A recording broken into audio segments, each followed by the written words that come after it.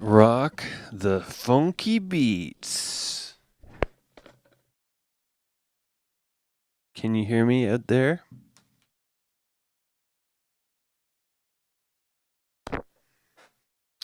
Turntables. There we go. I don't think we need scratch notation for Juggle Day. I'm still kind of a ghost. Why did that change? Why am I flickering now? I didn't used to flicker. Maybe I did. What up, Reezy Digits? We got someone on YouTube. No, Twitch isn't even chatting at all. What is Twitch chat broken? What's going on here?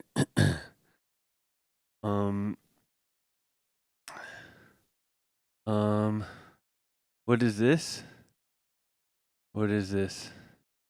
What is this, Lizard? Why are you sending me Monster Cat songs? I'm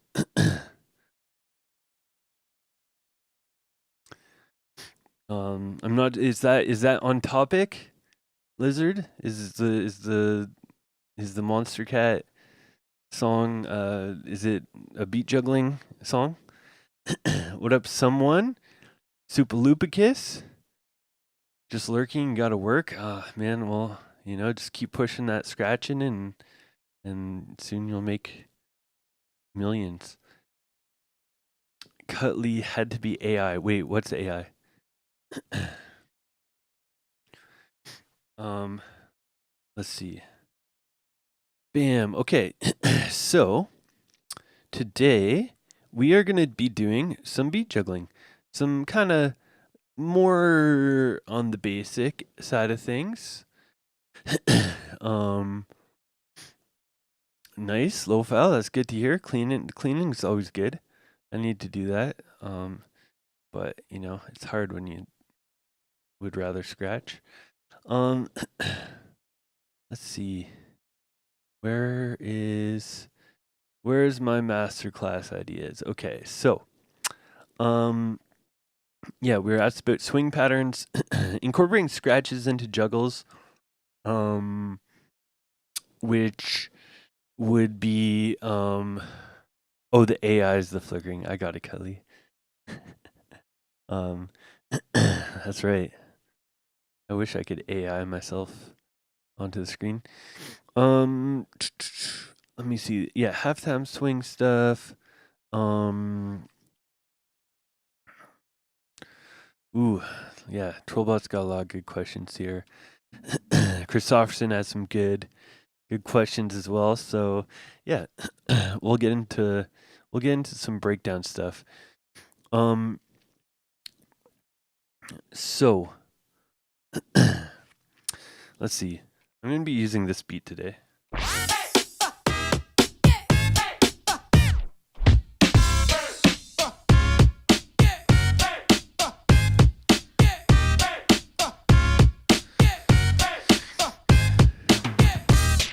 So that's what we're working with. That's from my last Beat Juggle boot camp.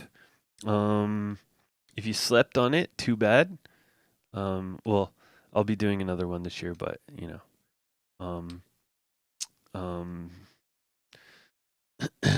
yeah, that's a private beat for now. But you can find anything, basically, any beat that has isolated notes in it. Mostly eighth notes. You don't really want like 16th notes and stuff in juggles when you're learning, at least. I can probably demonstrate why on this beat. So yeah, maybe I'll just talk about beat selection, because Trollbot mentioned how to choose a good beat. So basically, like, especially when you're beginning, like the more space, the better. And this aspect holds true even when you get advanced, but I'd say like what is space for me for juggling, like what is a nice amount of space for a beat, is different than what it is for someone who's just beginning. Like when you're just beginning, you want lots of room between notes. So I made this beat just for juggle practice, and you can hear.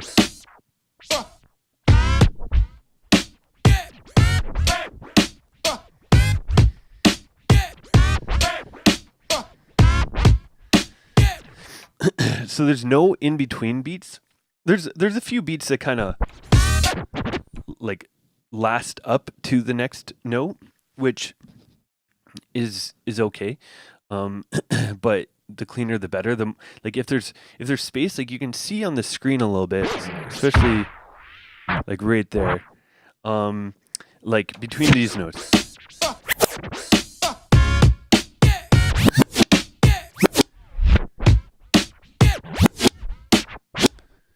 So those have like almost dead silence or possibly dead silence between notes. That's what you're looking for with beat juggling, because essentially the idea of beat juggling, the philosophy and like what you're trying to do, this is something that may seem obvious if you beat juggle already, but I think a lot of people this isn't obvious. But the goal of beat juggling is not, you're not looking for like a track that necessarily already sounds like super dope and full and like has all this stuff going on. That's not necessarily the the goal. You can use tracks that already sound dope, but you're looking for something that you can sample, and that you can make something out of. So it's like, if you're a hip hop producer, a producer in general, or if you can just imagine being in the producer mindset, when you're listening for samples, when you're digging for samples, you're not like just trying to find a sample that is like a complete song already, like that's not necessarily a good sample. Like you don't like sample like a DJ Premier beat, you you sample the source material maybe, but you don't sample the finished product, right? Beat juggling is sort of like that too, where you're not looking for like just something that is already like fully polished. You're looking for something that you can sample and that you can use. And for beat juggling, like we're not chopping it in as like, I guess, like accurately and precisely as you would on like an MPC or something, or if you're using hot cues, finger drumming. Like when you're using hot cues and finger drumming, space between notes doesn't matter because you can jump exactly where you want. But when you're beat juggling, one of our main tools is the pause, the tap pause, especially for breakdowns in our topics today. So pausing and putting extra time and extra space between notes.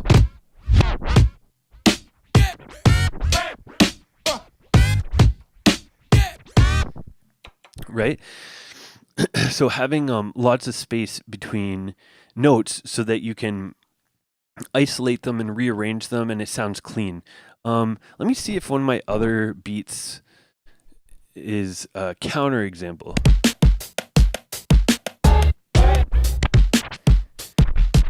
Yeah.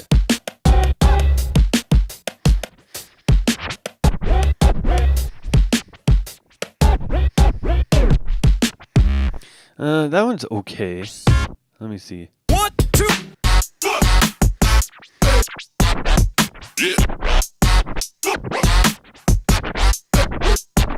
Yeah, this one's a good example, actually. This is a good example of not necessarily a bad juggle beat, because I made this for juggle practice, but it's a bad beat for learning on. It's a bad beat for breakdowns. It's a bad beat for tap pausing in general. No, not this part. Let me go. Oh, this is probably like the worst part for it.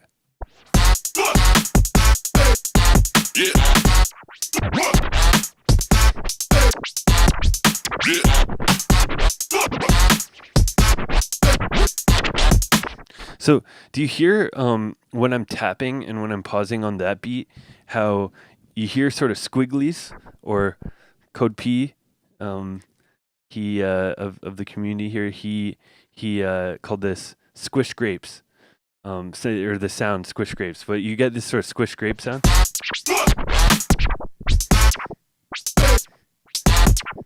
Hear that? That one right there.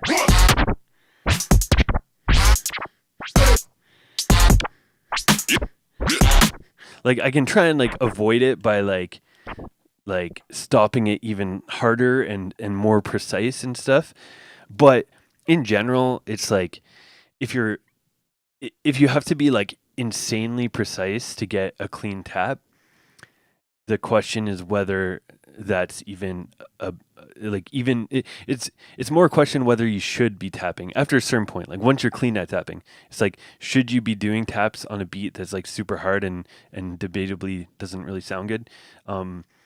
Or should you just pick a better beat, basically a better beat for those patterns or those techniques? So yeah, beat selection is like about space. It's about hearing notes that you can isolate. So this is something that is also a common thing. I see this in some of the flipper funds, and sometimes in flipper flop. But basically, some people go overboard with the space aspect of beat selection, and then they'll just pick like the most basic drum beat ever, which is okay. But in general, another aspect of a good juggle beat is it has notes in it, but notes that you can kind of pull apart and rearrange. So.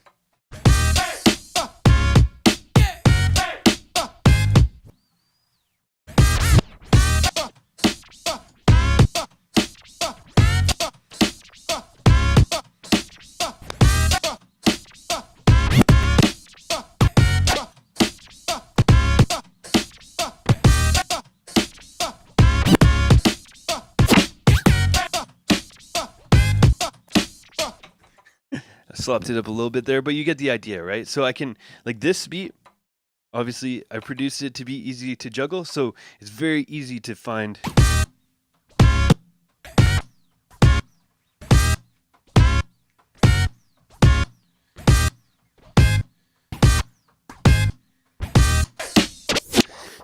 You can grab these notes and you can hit them consistently and isolate them. So if you pick a beat that has a very like complex melody with a lot of fast notes or a lot of notes that are close together, or a lot of sustained legato notes, that can be something that you want to avoid when you're selecting beats. So that's why, in general, when you're learning, I always recommend like boom bap, hip hop beats. Because basically, for a variety of reasons, obviously, like that's the history of like what beat juggling was based off of. We come from hip hop, so even if you don't like hip hop, too bad. That's the fundamentals you gotta learn on that.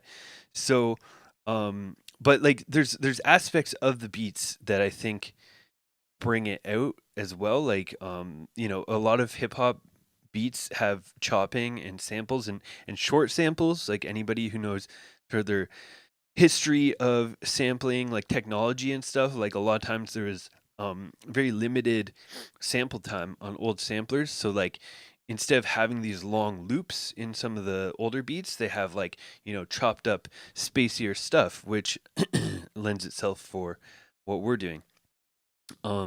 Yeah.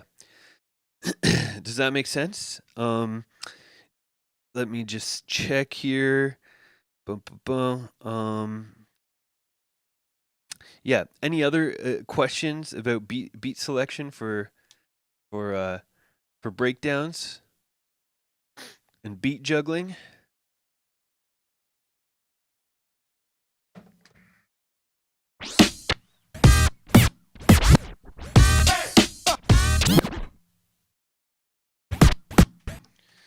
Using 174 tempos.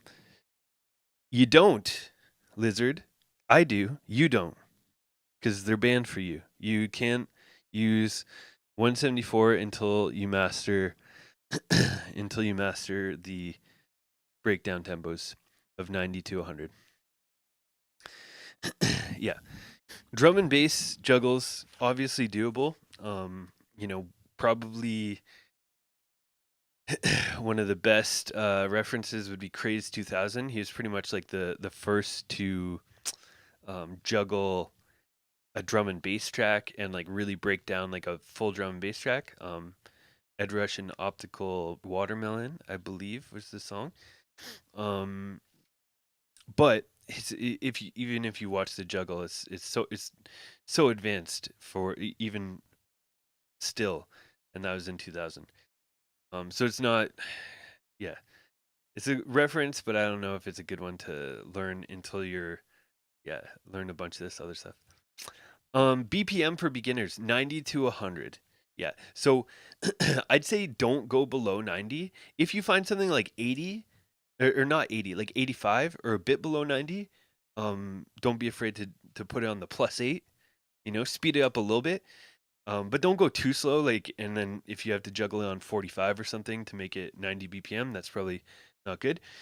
But yeah, 90 is a good tempo up to about 100, maybe a little over 100. Like basically like when you're starting, like the better you get, the more tempo range you're going to be able to get.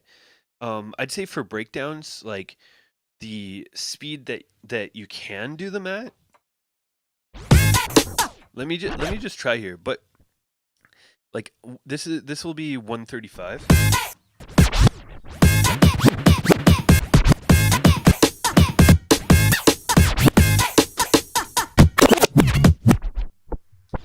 Skipped right off the bat.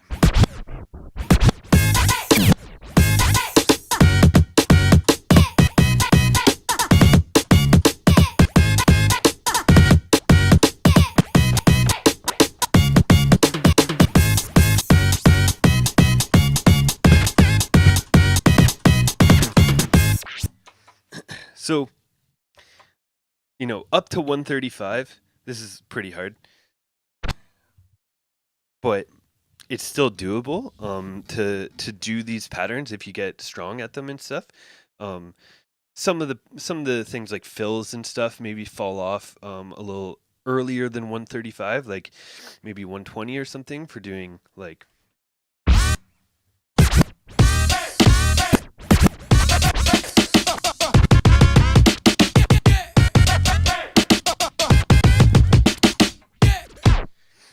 That stuff maybe falls off a little earlier, but yeah, when you're just starting, 90 BPM is sort of the bottom, because when we do breakdowns, we're not just slowing it down to any tempo. We're slowing it down to an exact tempo. This is something that I was never taught or told, but I discovered it from studying enough juggles. I had this inclination that that basically there was a sweet spot for like tripling and fills and even tapping and everything. Like Even though you can tap at any speed, it won't combo with other techniques and chasing and stuff like that in a way that they all stay the same tempo. So basically, the tempo we're going for is 2/3 of the original tempo. It's very precise, and you have a little wiggle room, obviously. But what up, Loco? Thank you for joining in. So yeah, basically 2/3 of the original tempo. So if you're juggling a beat that's 100 BPM, it will be your breakdown will be 67 BPM. And then if you're juggling a beat at 90 BPM, your breakdown will be 60 BPM. If you're super like neurotic and want to be super precise with your with your timing, you can practice this stuff to a metronome. Like practice you wouldn't practice your regular speed 100 stuff at a slower metronome, but you could practice your breakdowns at 67 BPM, for example. But yeah, so 90 BPM breaks down to 60 BPM, and 60 BPM to me is sort of the bottom of like sort of natural speed of like a swing tempo. Once you get slower than that, it's like it's not too slow, but it gets harder to feel, and especially if you're learning, like it just is just another thing to worry about when it's better to sort of stick in a tempo that's a bit more natural, not too slow. If you're trying to like just level up and trying to make it harder, then you can slow it down even more in the future. But yeah, I'd start at 90 up to 100 and then go from there. But those are good tempos to stick to. And like I said, using the +8 -8 to get stuff into that range. So if you have a 105, drop it -8 or something. That's what I would do to practice and to learn. Yeah. So, okay, for beat juggling for breakdowns, this is so breakdowns are not the first thing you should necessarily learn, but I'm gonna skip ahead to get to breakdowns so that there's no point in teaching the entirety of beat juggling every single session. But I'm just gonna give it as a caveat: if you can't trick mix well, or if you haven't learned your trick mixing, that's the first thing. I basically when I'm teaching, I don't really teach people, or I don't really let people learn beat juggling until they have a decent fundamental level of trick mixing on both sides. So essentially, I'll just recap it really quick. But um, if you're getting into breakdowns, you should be able to do this.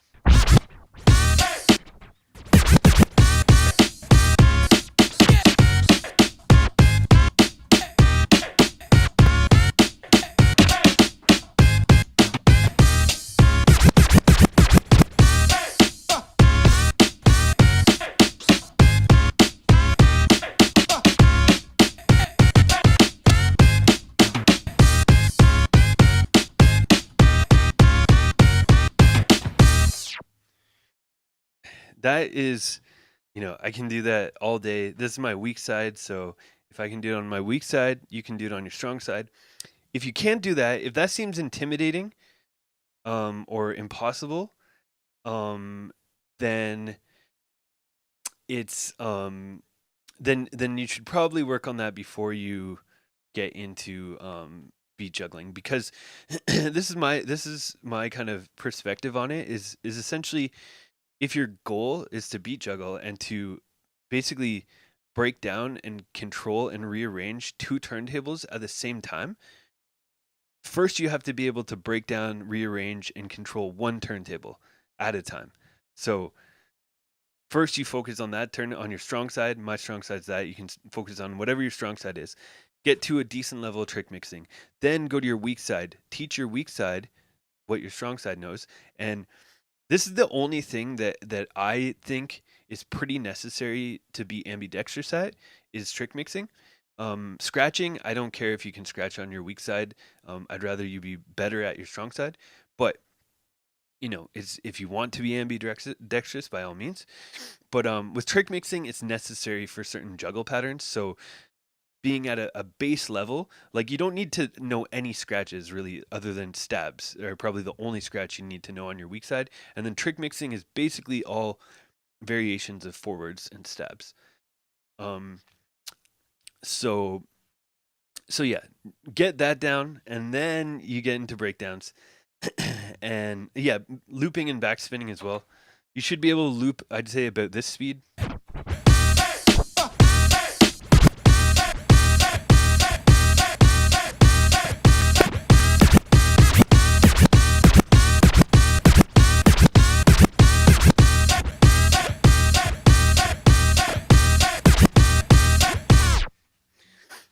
If you can learn at that speed, or if you can loop at that speed, then you're probably ready for doing some breakdowns and stuff like that. If you can't loop at that speed, it's going to be a little tricky, like, because even if you start like a chase,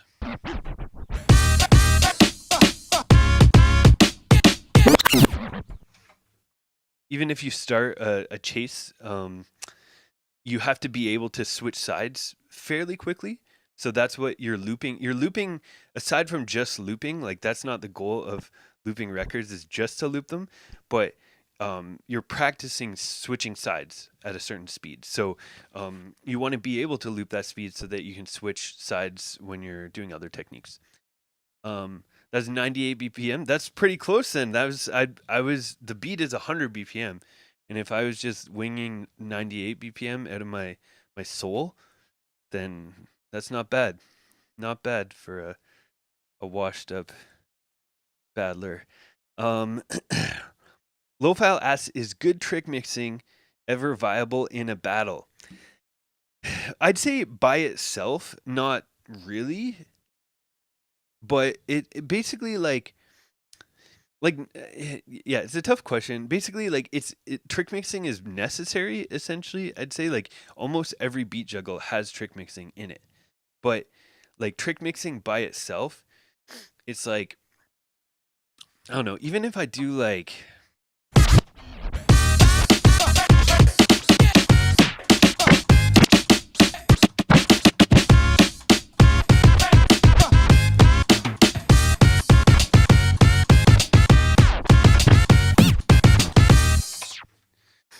if I do something like as fairly advanced like that, not even super advanced, but fairly advanced, like,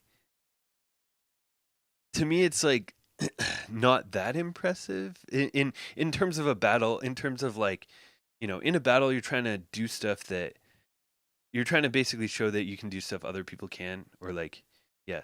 So it's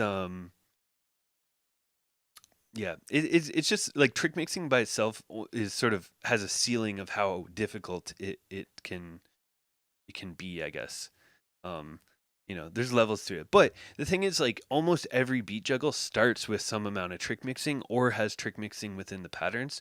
So that's sort of how trick mixing evolves into beat juggles. But if you're just doing trick mixing, to me that's more like I don't know, like a spicy hip hop funk party rocking trick rather than like a battle, But I also feel that way about chase juggling, which appears in battles quite a bit, but it shouldn't, because chasing is I'm not going to get started. Okay, so I'm using the Reloop RP 8000 MK2 turntables. These are my favorite turntables. Yeah, Ariel or DJ Loco asked that question. Okay, so now, we've covered what you need to know, the fundamentals that you can't skip unless you want me to drop kick you. We've covered what you need to know. So now we're getting into breakdowns.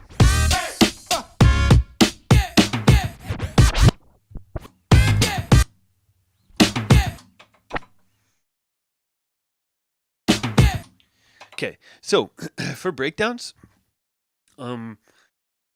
especially like the ones that most people know and think of, like the swing breakdowns. The thing when people think of swing breakdowns, you think of the Beat Junkies, Shortcut, Babu, um, X-Men, um, Rob Swiss, Rock Rada, Mrs. Sinisa, most notably, Total Eclipse of two, of course. Yeah, those are the kings of the swing. Rolly Rowe, DJ Slice, that kind of stuff, and pretty much all of that era of juggling is up until about 1997. Because 1998 was when Craze famously dominated the U.S. finals and the worlds, and kind of changed the landscape of beat juggling. So I think the sentiment soon became that swing juggles were played out at that point, because that was the only style of juggling. So everyone did it. But then Craze and Develop and some people introduced some new styles of juggling. So anyways, when from the 97 and earlier era, is basically taps, chases, and trick mixing, or fills. Fills are um, basically trick mixing in beat juggling.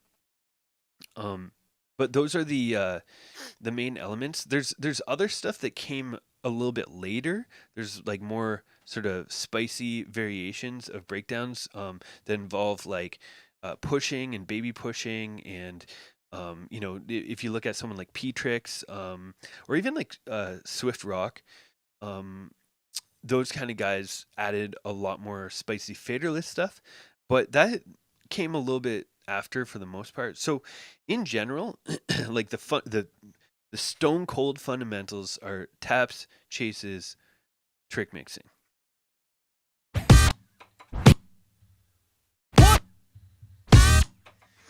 So for tapping, I went over this before, but essentially for tapping, I should write a textbook. I just might. I'm teaching teach turntablism classes for the university now, so I don't know. Maybe one day I'll have that opportunity. But let me see here. So with tapping, first thing, I think tapping is for Carleton University in Ottawa, in Canada. First thing with tapping is the name is a little bit misleading. So I find some people when they're first learning, they kind of like hold their hand in the air and just like tap the record, like.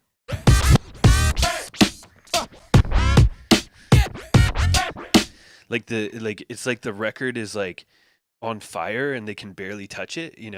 That's not the way to tap. The actual way is to hold the sound before the beginning, like before the start of the kick, and you release one note at a time. Release and then release again, and release again.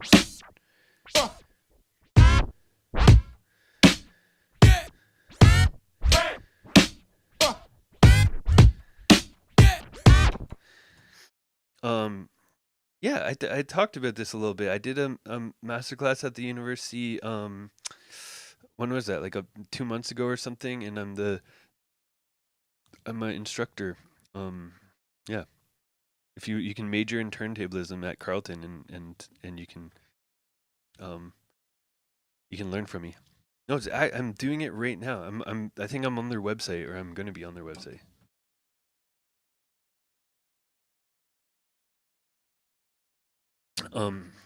Anyways, we're getting sidetracked.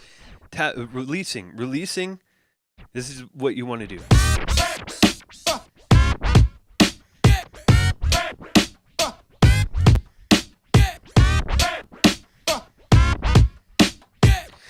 So that's the goal. And let's because I mentioned this already.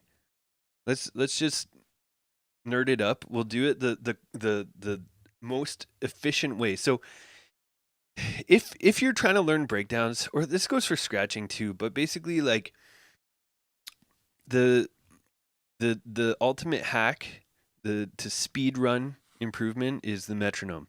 It's been tried and true for like hundreds of years, I think, and real musicians use it, and it actually it works. Believe it or not, it's been used for hundreds of years for a reason.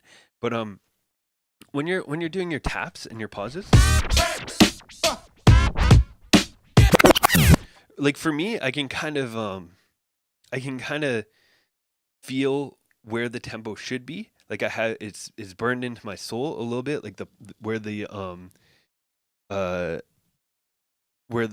pocket of the taps should be, but that takes a lot of time to learn that. Basically, like um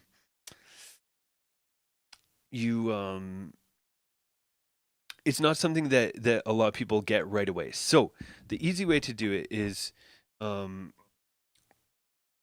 essentially go to the metronome, put it at, we're gonna do 133. There we go. So this is a 100 BPM beat, and so 2/3 of the tempo is 66.666, and then I just double that to make it a little easier because we're tapping a little faster. So to get more clicks, we're doubling it to 133, and that's going to be our goal tempo for our taps. So you can just take a track like this. 1, 2, 1, 2, 3, 4, 1, 2, 3, 4, 1, 2, 3, 4, 1, 2, 3, 4, 1, 2, 3, 4, 1, 2, 3, 4,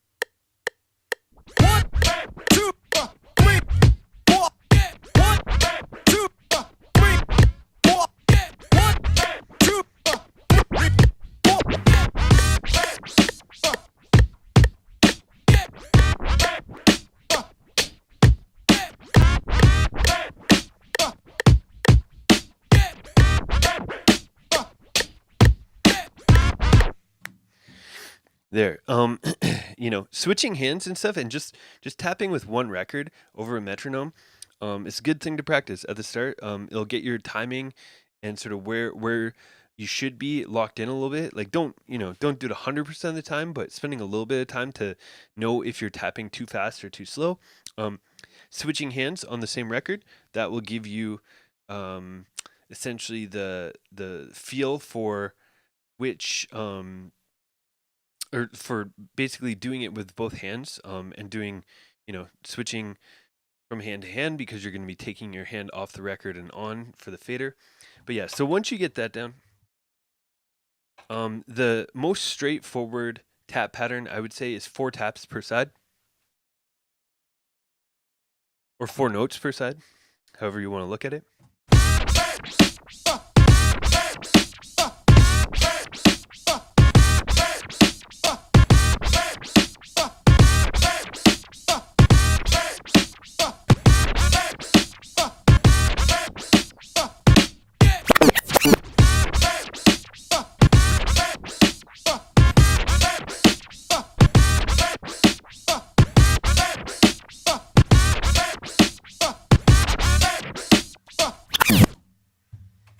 Yeah, so just 4 taps per side like that, looping it. There's one thing to note though. Every time you change sides, there's I call it a swing note. It's a da-da, like a double kind of flam note, a triplet, that is supposed to come through. So if you're doing 4 taps per side, don't cut that note off. So I'll try to do it incorrectly so you can hear.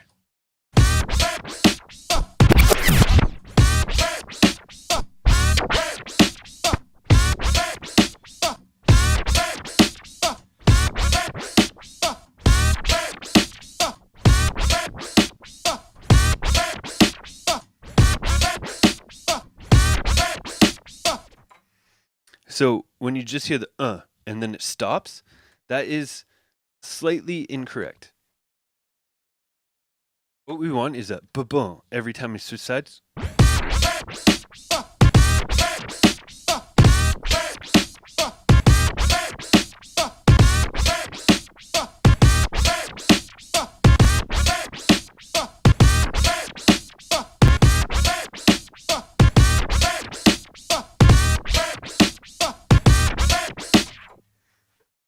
just like that. If I use the metronome, oh no, the metronome is, let me see, the metronome's playing through the wrong part of my mixer. If I can fix that real quick. Bam. There we go. Okay.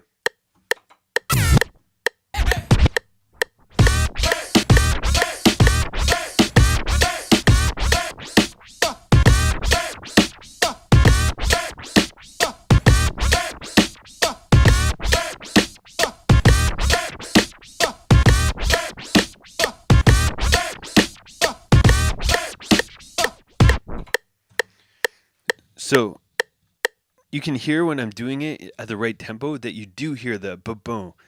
If I cut that off, I'm probably rushing the pattern or rushing the fader, one or the other. Something is rushing, but you should hear ba-boom.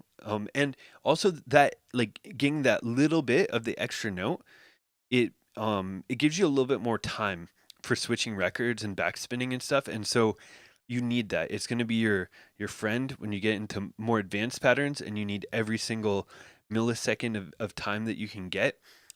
So you want to make sure that you don't cut that off. Does that make sense? Boom, boom. Does everyone hear it?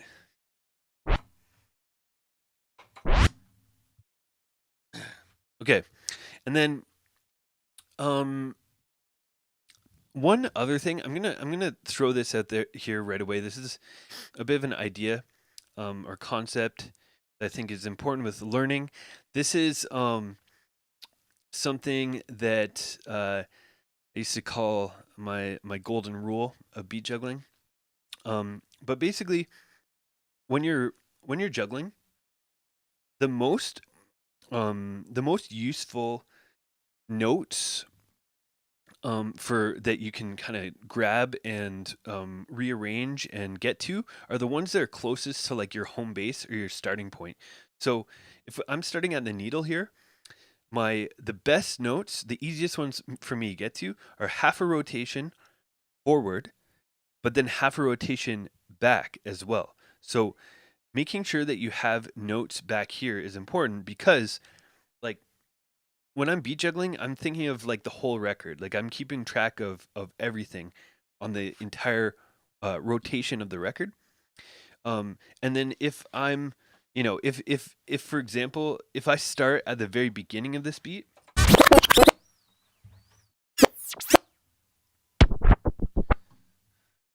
yeah, I'll start here, and then right here, like when I backspin it, there's no sound, right?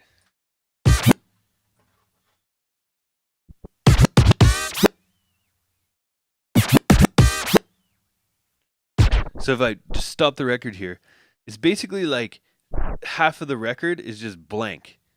If I'm juggling, like there's nothing on this half of the record. There's only stuff on this half of the record. So there's less notes to use. So when you're learning and when you're making juggles in general, like this is a pet peeve of mine. If a student is showing me a juggle and they started on the very first beat and there's silence before it, because like unless you've fully created your routine and you're like, oh, I actually don't want any notes before the beginning and I'm never going to use them, then you can do that. But otherwise, it's just limiting like your drum kit, so to speak. It's like, if you just like had a full drum kit in a room and then you just like cut in half like the right half of it and just took it all the way. That's what you're doing if you start at the beginning of a track with nothing before it. So the notes before the one are super useful. So it's a lot easier for me to do something like this.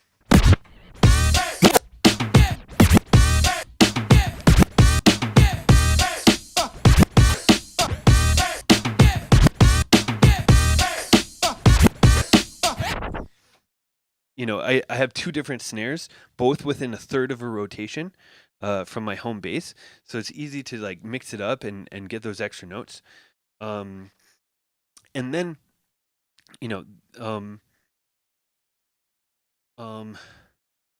second. I'll get to that question in a sec, Lofile.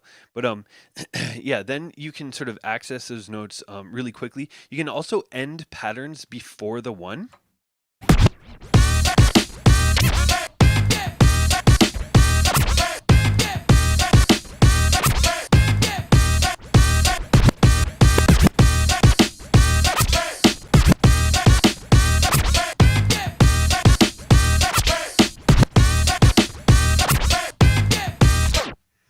You know, so I ended it before the one. I ended the pattern on my right side on the 4, and so it just plays into the 1.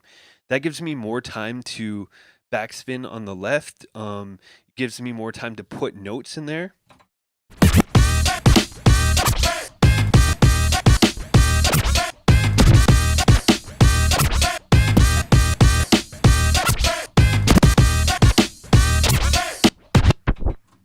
You know, stuff like that.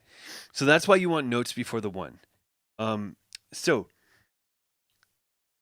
this was all, this is a mini rant to explain, like, firstly, the importance of having, you know, the notes before the 1 and after, but also because as soon as you get the 4 taps per side down, I would go, I would start on the and before the 1. It's hard to explain exactly why, but if you study a lot of classic juggles, you'll notice that most people are doing this as well. Not everyone, not every juggle, but a lot of people, you know, Blind Alley is all about this. And there's a lot of patterns that start before the 1. So you, instead of going, you actually start and you go and 1.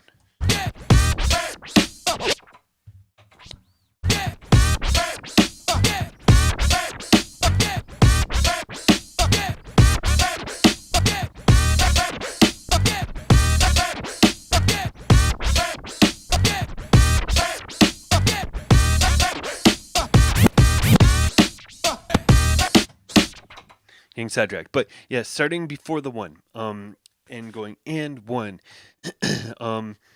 Yeah, there's a few reasons for that, but one of them is, it goes back to how I said, basically ending before the 1, giving yourself time to backspin. So if I do a pattern like this,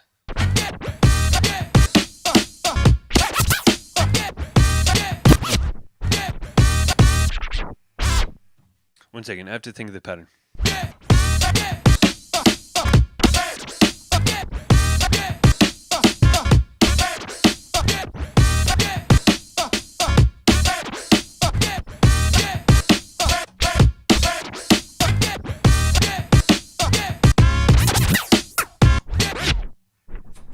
I almost got one.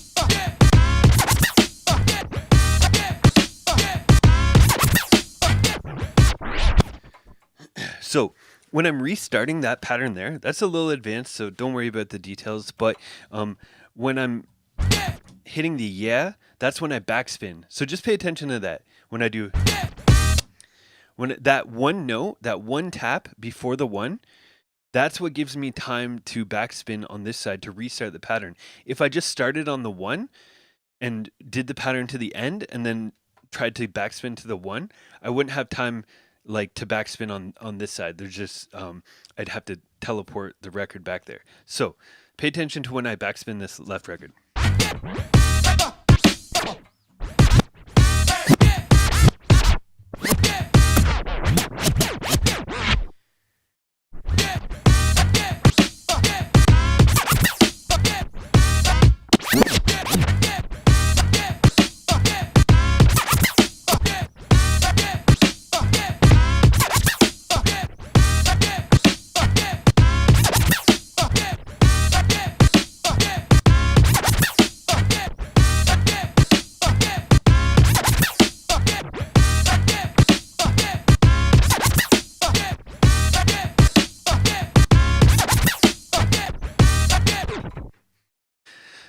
Okay, hopefully you can see that. So basically, yeah, I'm backspinning the left record when I do that tap. So getting used to starting your patterns before the one is a good habit. So 4 taps per side,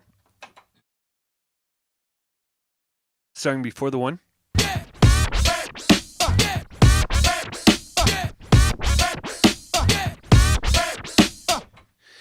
And then 2 taps per side would be the next one. This one, we go and kick and snare.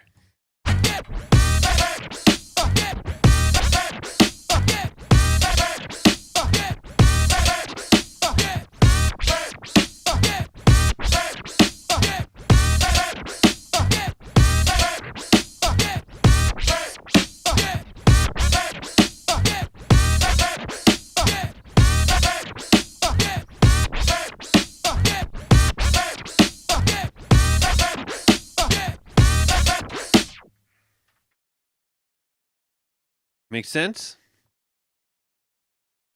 So yeah, 4 taps per side, 2 taps per side, and essentially with tapping, the goal, if you're trying to learn it and gain a lot of control over it, is essentially to be able to do like odd numbers of taps. Like instead of doing 4 and 4, you can do 3 and 5.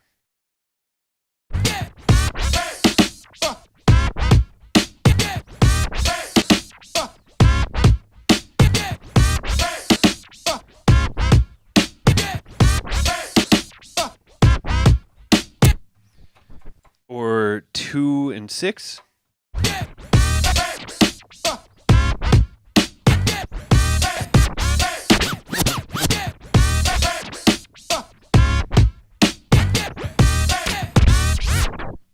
Sorry, messing this one up.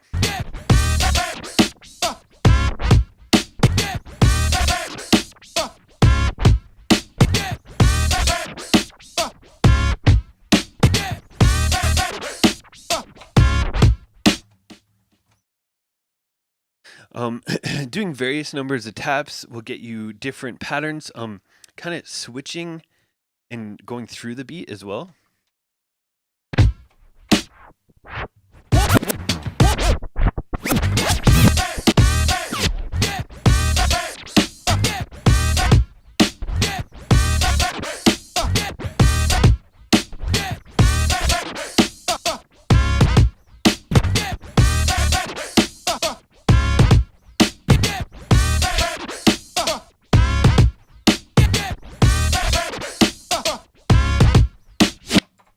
So for that one, I'm doing this 1, 2, and then the next time I do 2 over here.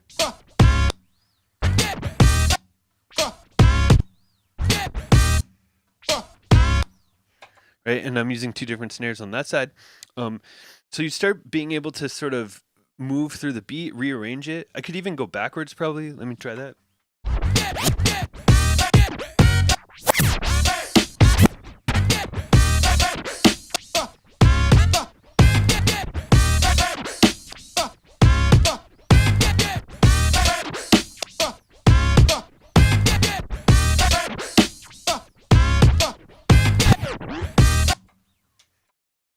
Right?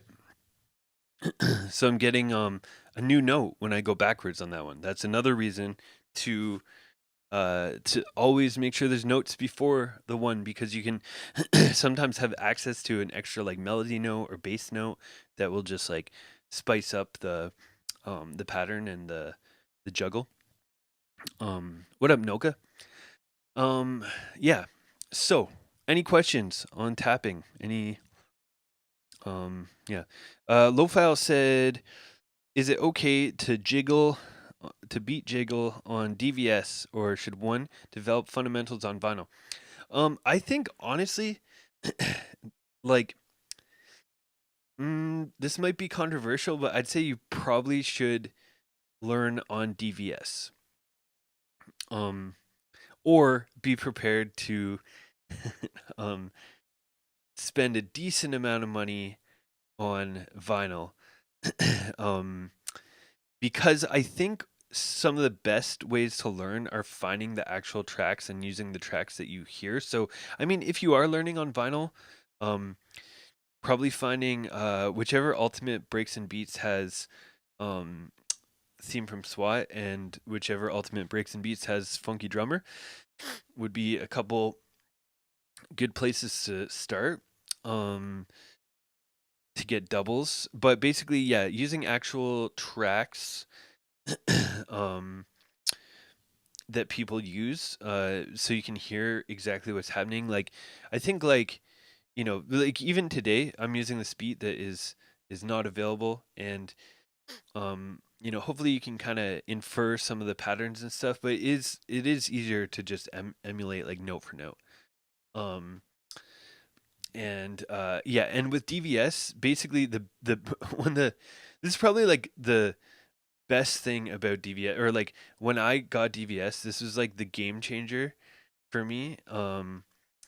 Was just having doubles of everything, like because on vinyl, it's unless you've juggled a lot on vinyl, you won't necessarily recognize this, but it's firstly it's hard to get good juggleable doubles.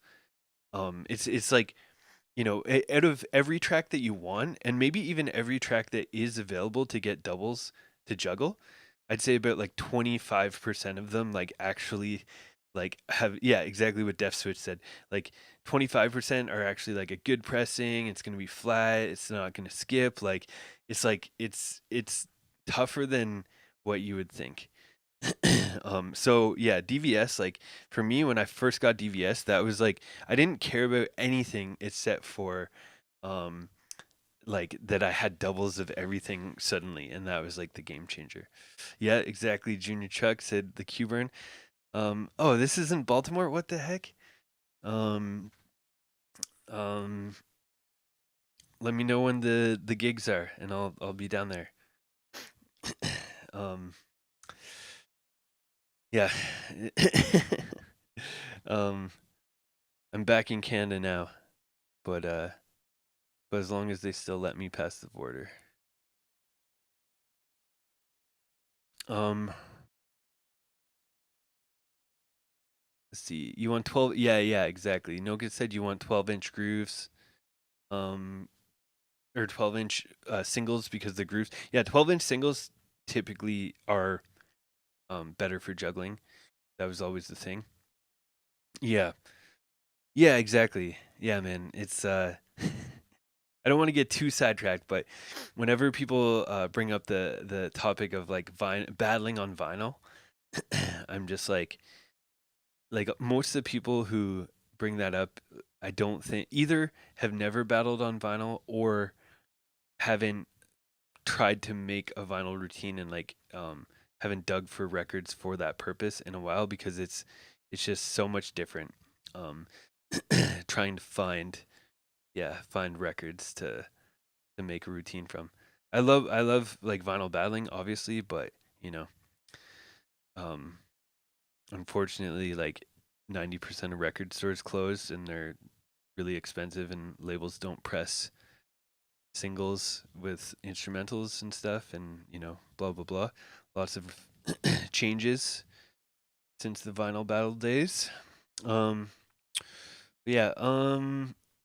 Okay. We talked about tapping.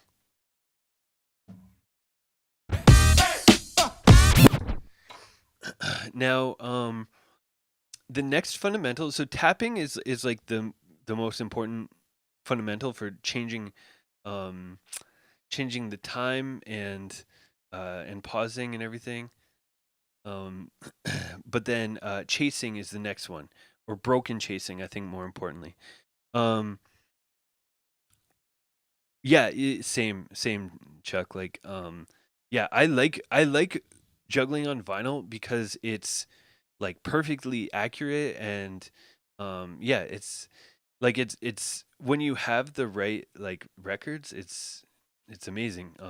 And I never had issues with skipping. Like I battled in DMC Supremacy 3 years in a row.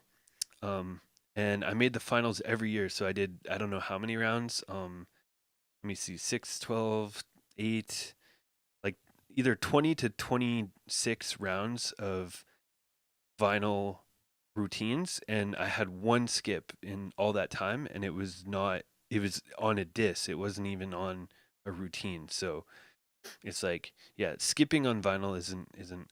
If you have the right ones, it's you don't have to worry about it too much. No more than Serato. Like Serato, it skipped how many times on me already.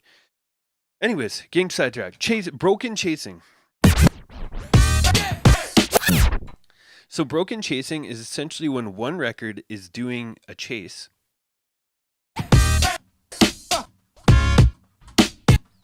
Or also broken chasing, also half strobe. 10 bits, Junior Chuck. I'll put that towards the Baltimore flight. So with broken chasing or half strobing, depending on I guess what coast you're at, there's same pattern. But essentially one record is chasing.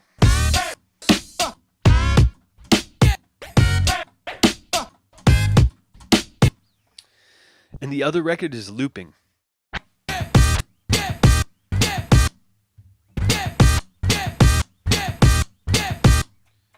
Like that's the broken record, I guess, or the broken. So this one's chasing, that one's broken.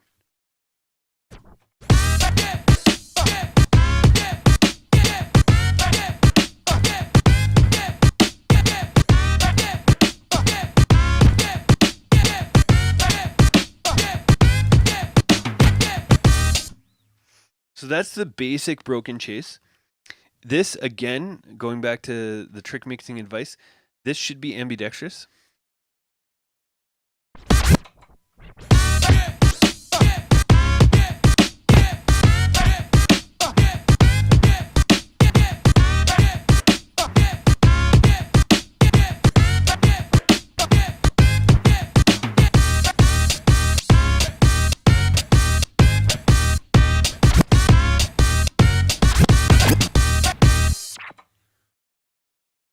So that's broken chasing. It's literally, how do you get this beat? This is from the Beat Juggle Bootcamp. You have to take a time machine back to the summer when I did the Beat Juggle Bootcamp and sign up for it. Anybody who's hearing this beat and is like, oh man, that's such a good juggle beat. This is your lesson of sleeping on my boot camps.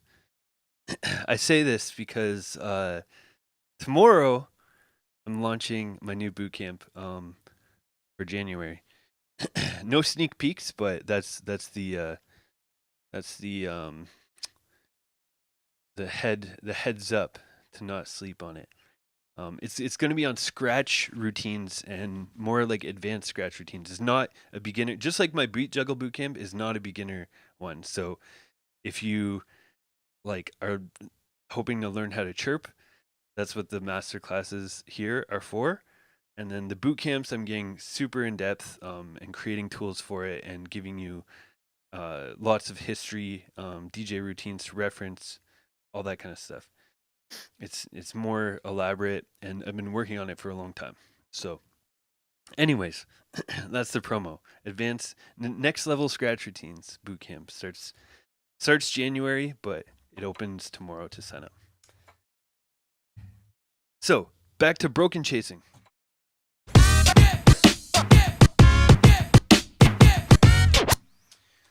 So, what's it cost? Just a second.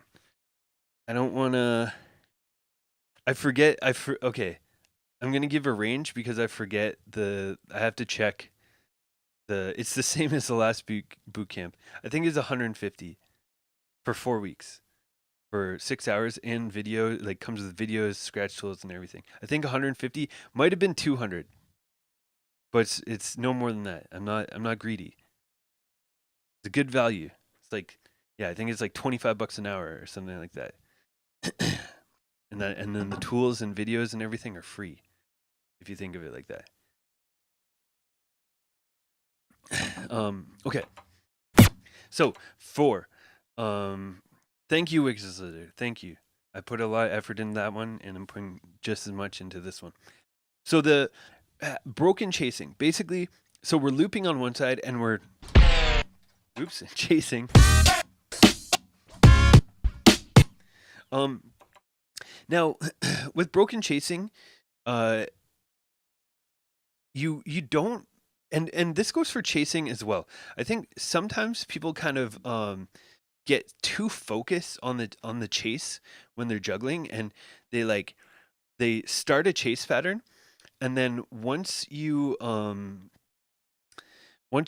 begin chasing, like they're just locked in. Like you've probably seen this, like when someone starts chasing, and then like as soon as the chase begins, that they're chasing the rest of the routine, because it is a little bit tricky to sometimes to like chase and then stop chasing and do other patterns and then like go in and out of chasing. Um, but yeah, for broken chasing, basically like when you're learning it and when you're trying to get down that technique, do what I just did. Just broken chase through the beat for multiple bars, loop one side, and then just make sure you're hitting the downbeat on every note on the side you're not looping. But then when you go to put it into patterns, you don't actually have to do it like very much at all. Like just a single broken chase, like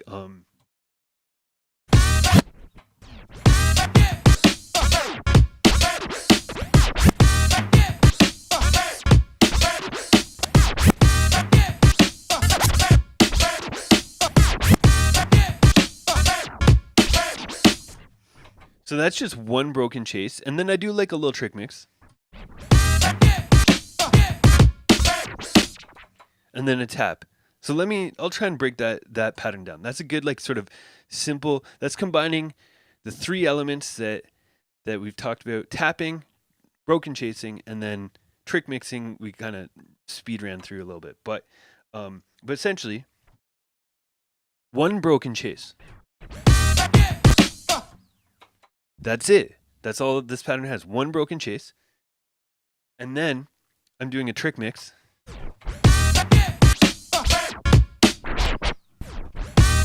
I can do that on any note.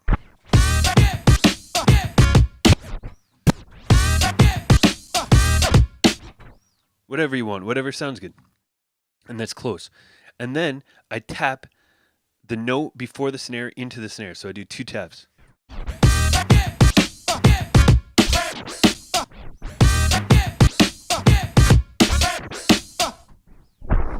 And then to end it, I'm going to use the note before the one because, like I said, it makes it easier to backspin if you end the pattern on the side you started with.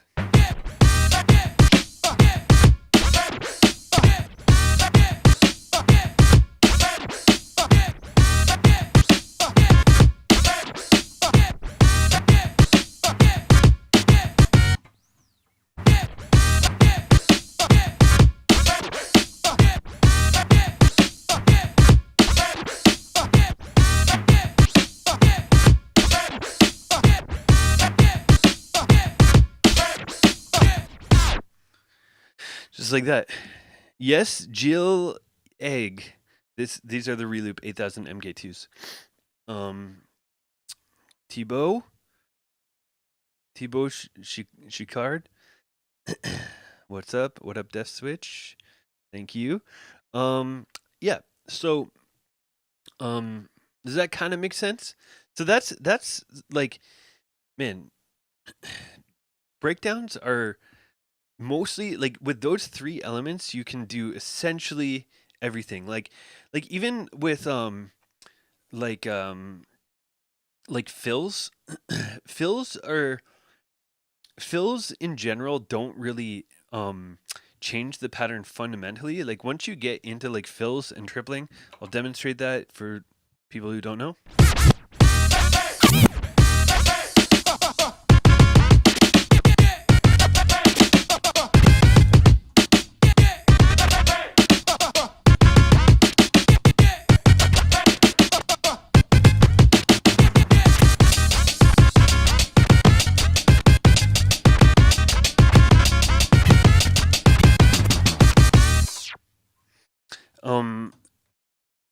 So for fills and tripling,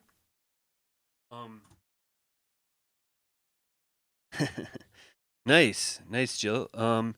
Yeah, I'm boot camp. Check my Instagram tomorrow, and you'll have the details for the boot camp, scratch routine boot camp, and then I'll be doing another beat juggling one in February. So anybody who regrets missing the first one, don't sleep on that one.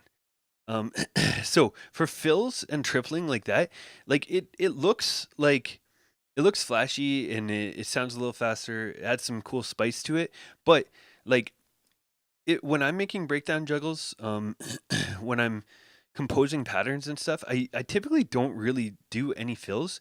You add those at the end. So um, I'll try and demonstrate. So I'll take that last pattern I did.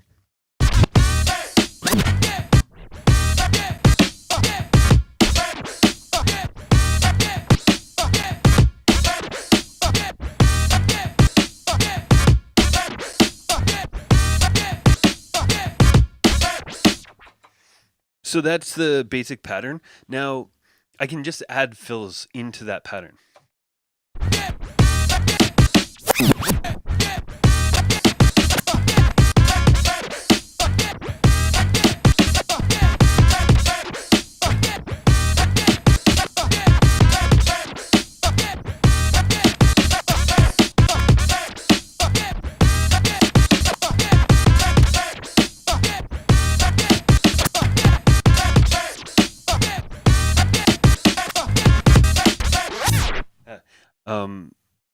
There's another way to do it. Let me just check.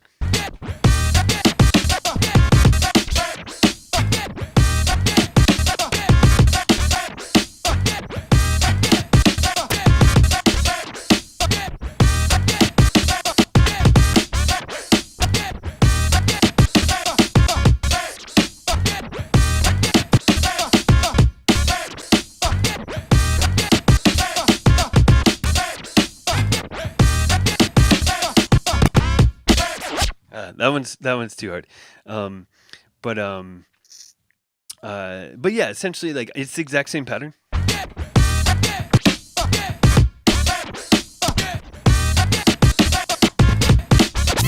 Oops. I'm gonna do it without the fill and then with the fill.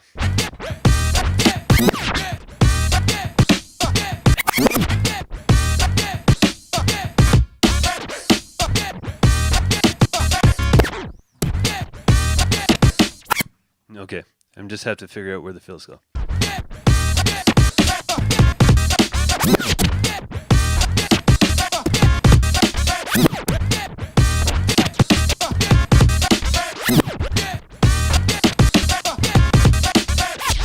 No, one second. I'm changing the initial pattern. The fills don't sound that many fills doesn't sound as good. So okay, this is the original pattern.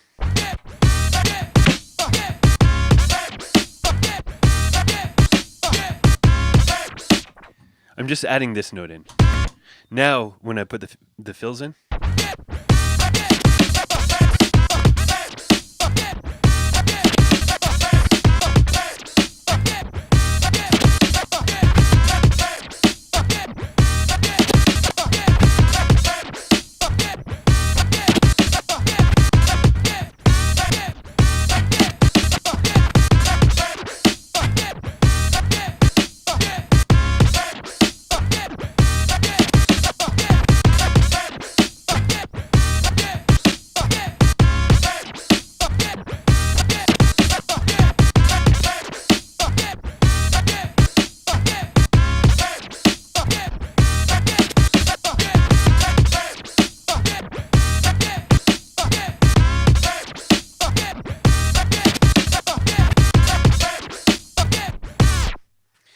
There. So there was an example, exact same pattern in my mind, how I think of it. Same pattern, one with no fills and one with fills. Yeah. I mean, what I'd say though, low file is okay. To me, it's not in vogue, but realistically, if you look at the finals this year, every one of the top 3 did a swing juggle. Yeah, I would like to see more innovative stuff at a world final, but you know, it's obviously still effective. So yeah. Super Lupkus said,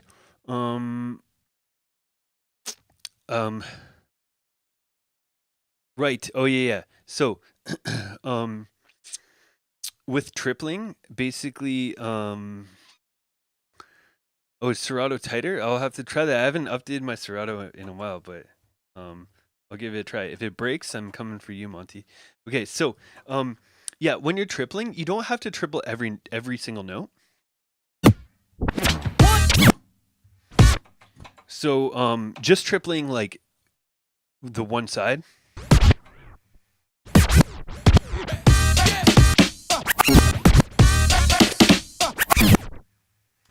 Second, I'm trying to think of a way to do this. Okay.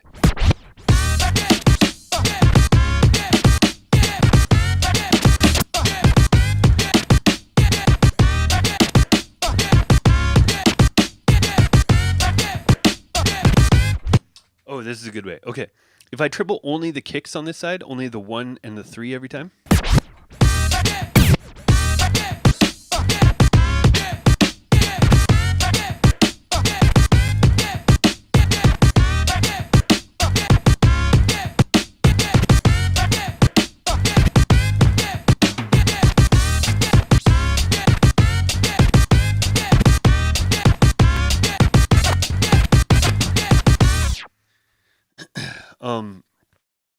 So with that, I wasn't tripling every single possible triple. Like when I was doing the demonstration pattern of no triples and triples, I was tripling pretty much everything I could, which is a good drill to do, but probably not a good way to compose patterns. Like, you know, if you basically you don't. It's like with scratching. You don't need to fill every single ounce of space in a routine. With scratching and with clicks, you can just, you can do stuff that's more musical. Like that one, I feel like it was more musical than putting all the triples in. And if at the very end I added some more triples just for a little spice, and that's like when you're adding fills and triples and stuff, like I wouldn't recommend that at the beginning. At the start, you should focus on building strong juggles without fills and without triples, because like some people kind of rely on like the flashy like trick mixing and fills and stuff, and fundamentally like their juggle is kind of boring or like very basic. Like one of the goals of beat juggling, I think, or just like art and music in general, is try and do stuff that's unique. And and to do that, you kind of have to think about like you don't want to um you don't want to just do something that is like the first thing that that comes to mind, or is just like something that if you gave the beat to 10 other DJs, you want to make something that none of them would make. So when it comes to tripling, like a lot of times people just like will do a chase juggle and just do tripling. Like if I take this beat,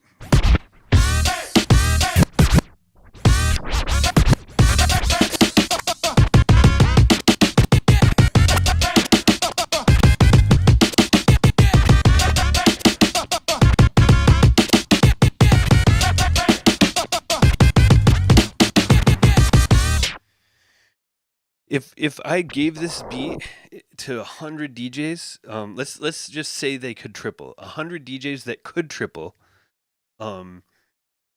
If we gave it to 100 DJs that could triple, like I don't know how many, 20, 30, a bunch of people would do that exact same pattern. And it's like it's not the pattern itself isn't very creative, and it's just adding a bunch of fills to it. So yeah, like I said, when you're making a juggle, you want to make a juggle that's already musical and funky and interesting without fast notes and without fills, and then you can add the fills in after. Yeah, they don't really add anything to the fundamental structure of your patterns. It's a bit of an aside, but yeah. Second, GZI said, I'm trying to teach my friend chirps, but cannot get the middle, or how it's called, between the cut in it. I'd have to hear GZI. If you're in the Discord, you can always post a video or something. Sometimes it's just like, yeah, trying to do it slow and explain it in a different way. Lofal, you said, is this chasing, not strobing? Chasing and strobing are the exact same thing. They're synonyms. They are basically strobing comes from the West Coast, chasing comes from the East Coast. Um, I think it's basically just like like I think we all kind of attribute like Shortcut as the main first person who did the strobe, but there was sort of like elements of chasing that already existed. Not even just in the U.S., but like even in the U.K. Like Cutmaster Swift was doing a thing called the copycat in like the late '80s, which is before like beat juggling was invented or coined. So you know, so the history goes pretty far back. But then like broken chasing, like I've been showing that that predates Shortcut Strobe as well. So like broken chasing, the X-Men were doing that. Even though, you know, maybe they weren't doing a full chase.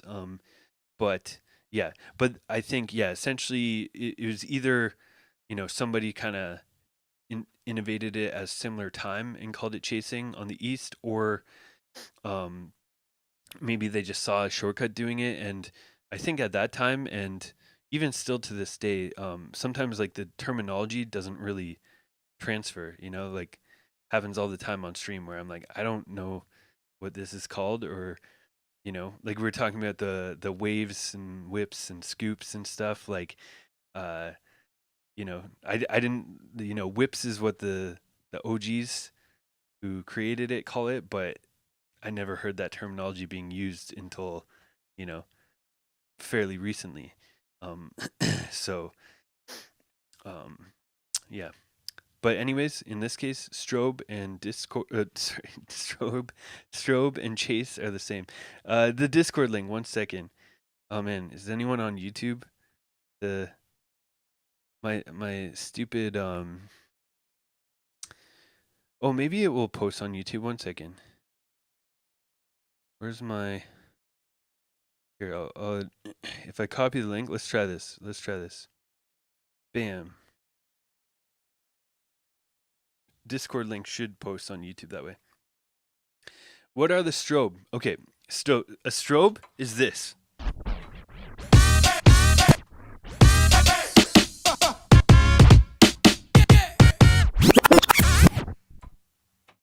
Got it? And then a chase is this.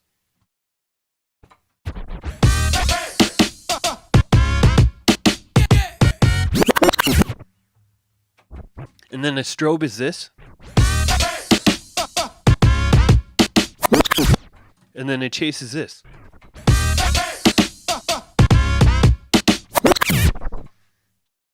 Okay? Do we got it now? They're the same thing. They're the same thing. The chase and a strobe are the same thing.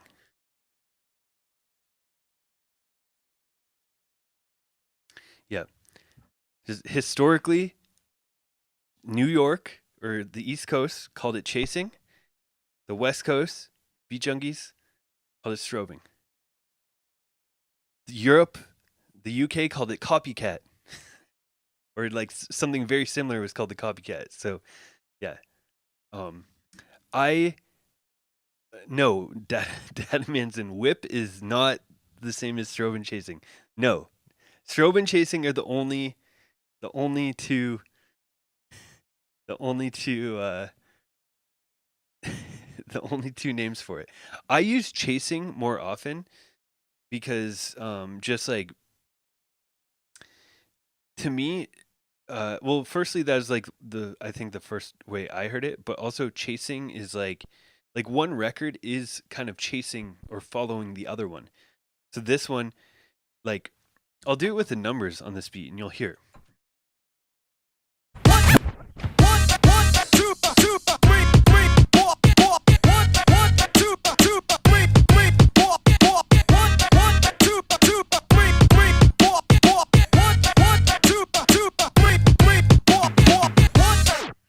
Right? So 1 1 2 2.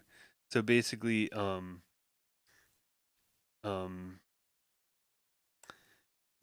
yeah, so basically the one record chases and copies what the first record did.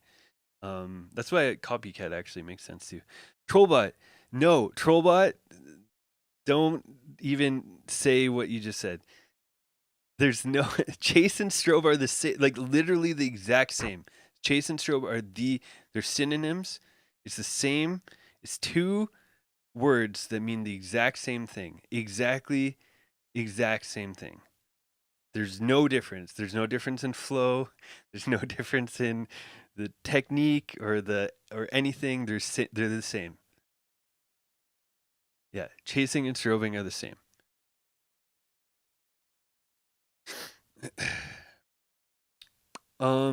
Chasing into the downbeat. What? I'm not exactly sure what you mean by that, but like I'll give you a couple examples. So basically, if I start on the downbeat here and the downbeat there.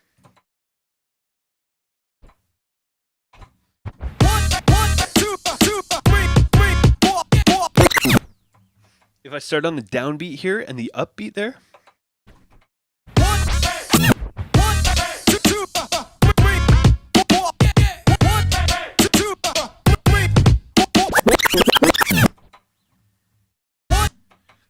And then if I start on the downbeat here and I start on the 2 on the downbeat on the snare here.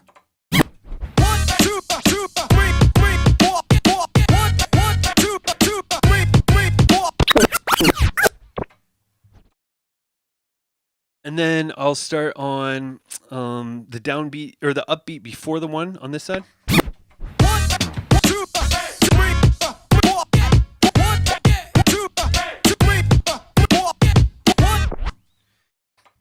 So essentially, that is like how you get creative with chasing. Is you just start it in different places. Do you have to start? The leader record? So this is my own terminology because I was trying to figure out ways to describe and teach this. But usually patterns start on one record and then end on another record. So I call it the leader record. So this is the leader. I'm starting like. Most people kind of have a preference as well. So I start most of my patterns on my right record and end most of my patterns on my left record, unless they need to stay on the same record. Because this is my leader record, this starts with it. Do you have to start it on the 1 or the downbeat? Not necessarily, but it's like there's some. It's hard to describe, but there's some sort of like certain rules of music that like hold true when you're making patterns and stuff. Like essentially like the downbeat usually start like a track or a loop or whatever usually starts on the downbeat. It usually starts on the 1. There's usually some sort of significant note on the 1, like a kick or something like that. That's typically what we have in music and songs that we know. But do you have to do that? Not necessarily. Like you can get crazy with it. It's one of those things though that like when you're starting, like I would stick to more straightforward stuff, like make sure that the downbeats are in normal places and have my kind of really basic guideline is always have a kick on the 1, a snare on the 2, a snare on the 4, and then you can kind of paint in between the lines and fill out the rest of the picture from there. But then once you get better with it and you understand those rules and fundamentals and you can consistently make a beat that's very straightforward, then you can start to break out from it and and start to mess with rhythms and syncopation and that kind of stuff. But yeah, hopefully that answers that question.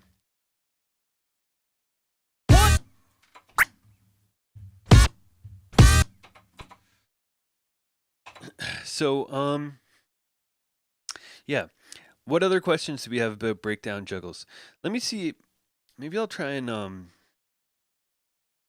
Oh, actually, here's one that I think Supalupicus mentioned this scratching in patterns. So there's a couple ways you can scratch in patterns, sort of.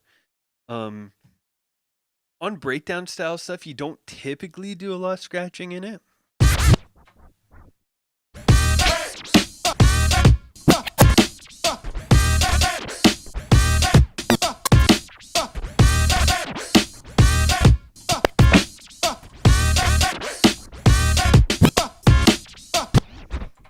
I'm doing some sort of like transform back there.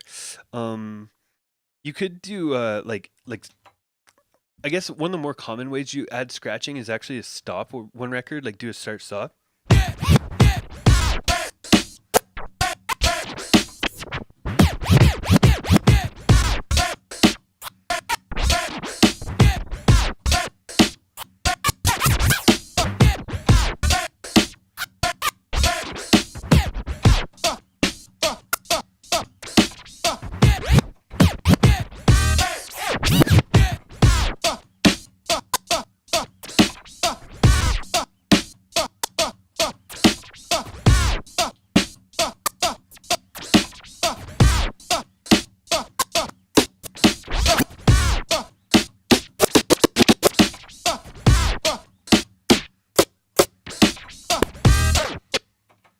I don't know, stuff like that. That's like, I don't think it's very good, but that's an example of it.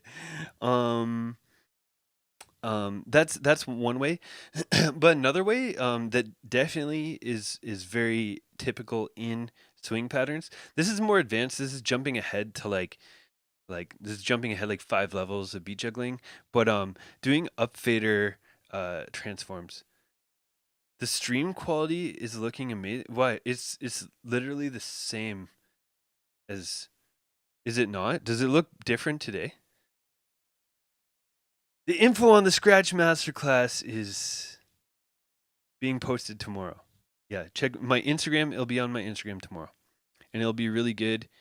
It'll be good for people who want to have better ideas and more ideas for scratch routines, but also it's going to be good for if there's people who are like who feel like they're quite good at scratching but they suck at beat juggling but they want to battle kind of.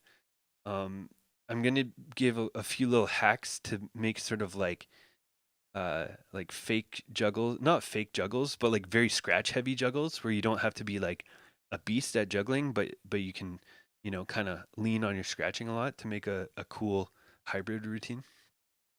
Anyways, getting sidetracked.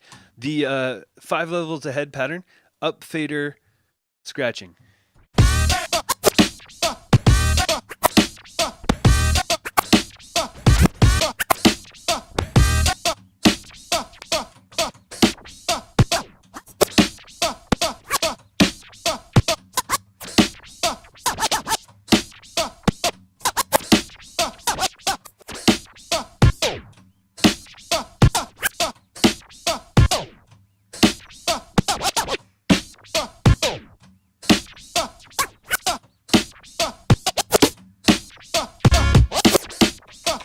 Stuff like that. When I come back to Poland, man, I would love to come back to Poland again. It's been a minute. Yeah, so that's all up fader stuff. Basically, the fundamental for up fader stuff in a swing pattern is triplet transforms.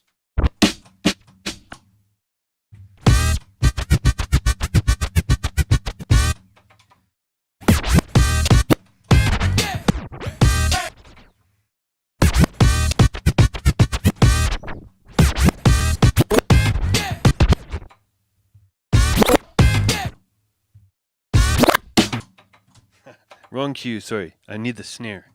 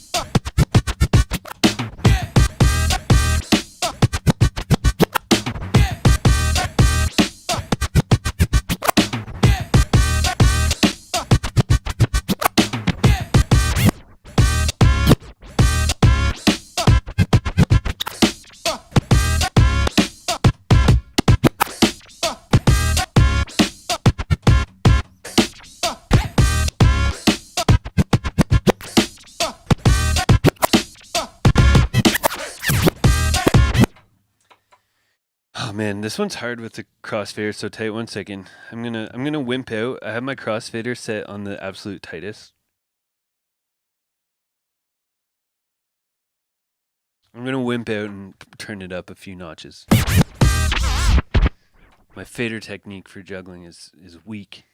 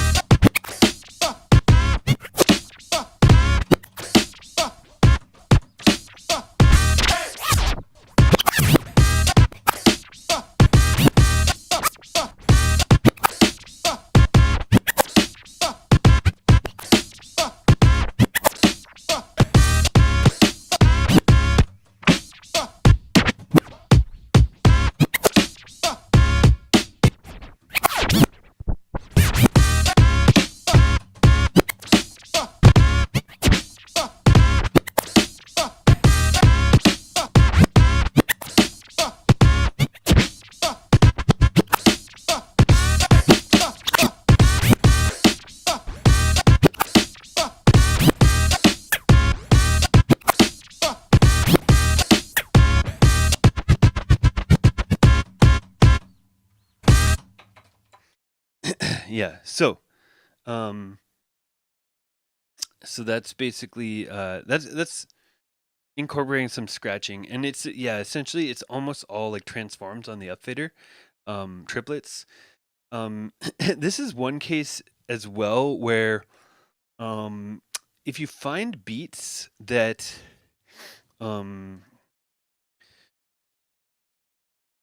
that don't have space. So I'm gonna I did this in a routine.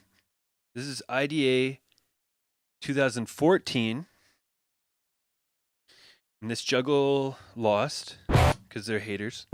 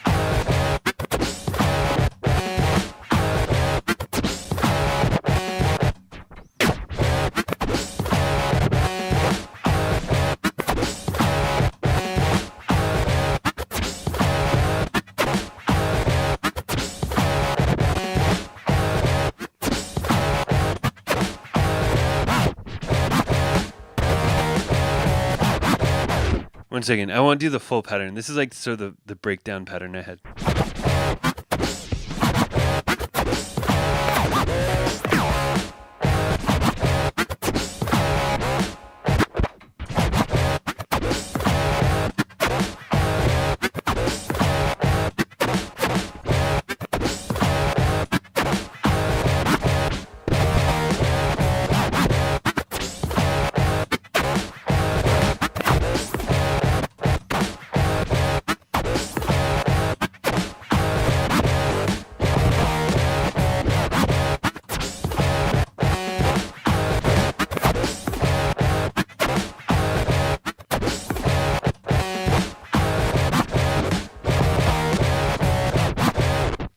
There, that's the pattern.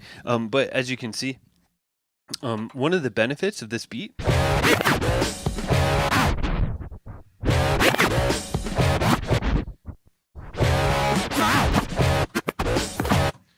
it's got like a crash on the snare before the one. So there's no space between the notes. So when you do transforms back,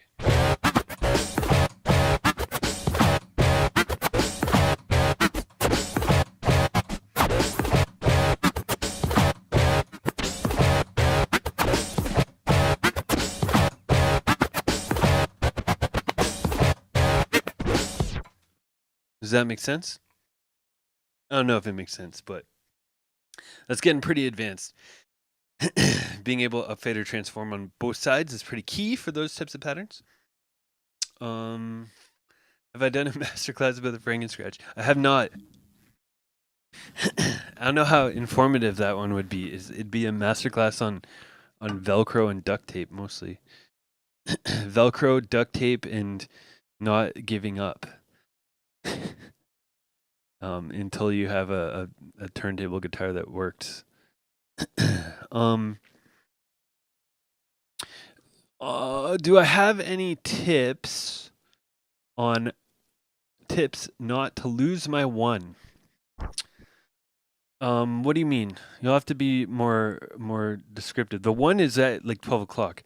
If you mean like in terms of like if you're backspinning it, um, if you're backspinning and you're like, oh man, like I backspin one too few or one too many. Um, honestly, you can get better at that by I'd say one of the best things is using like a old break, like funky breaks, like I don't know, like Let's Dance or something, or Dance to the Drummer's Beat, or like something like that. And then just like cut up like the one and then drop it, and then trick mix for like 4 or 8 bars, and then basically like practice not having to look or like just basically memorizing and feeling how many backspins there are. Like for me, I still screw it up occasionally, especially if it's a new pattern. But you sort of internalize like how many rotations away the beat would have been.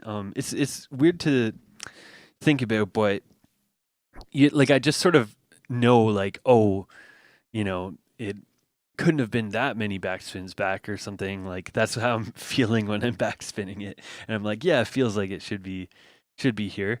Um, yeah, because usually there's only like a few. Like it's usually like three backspins back or two or one. Like you don't have that many choices. Um, mm, you have when looking at multi-point. Um, well, make sure your one is at a needle or 12 o'clock. That's important too. Yeah, and I would say just like start like a little bit more simple and straightforward. Like, um, your juggles when you're beginning should probably only use like a bar of music or so, and then once you get more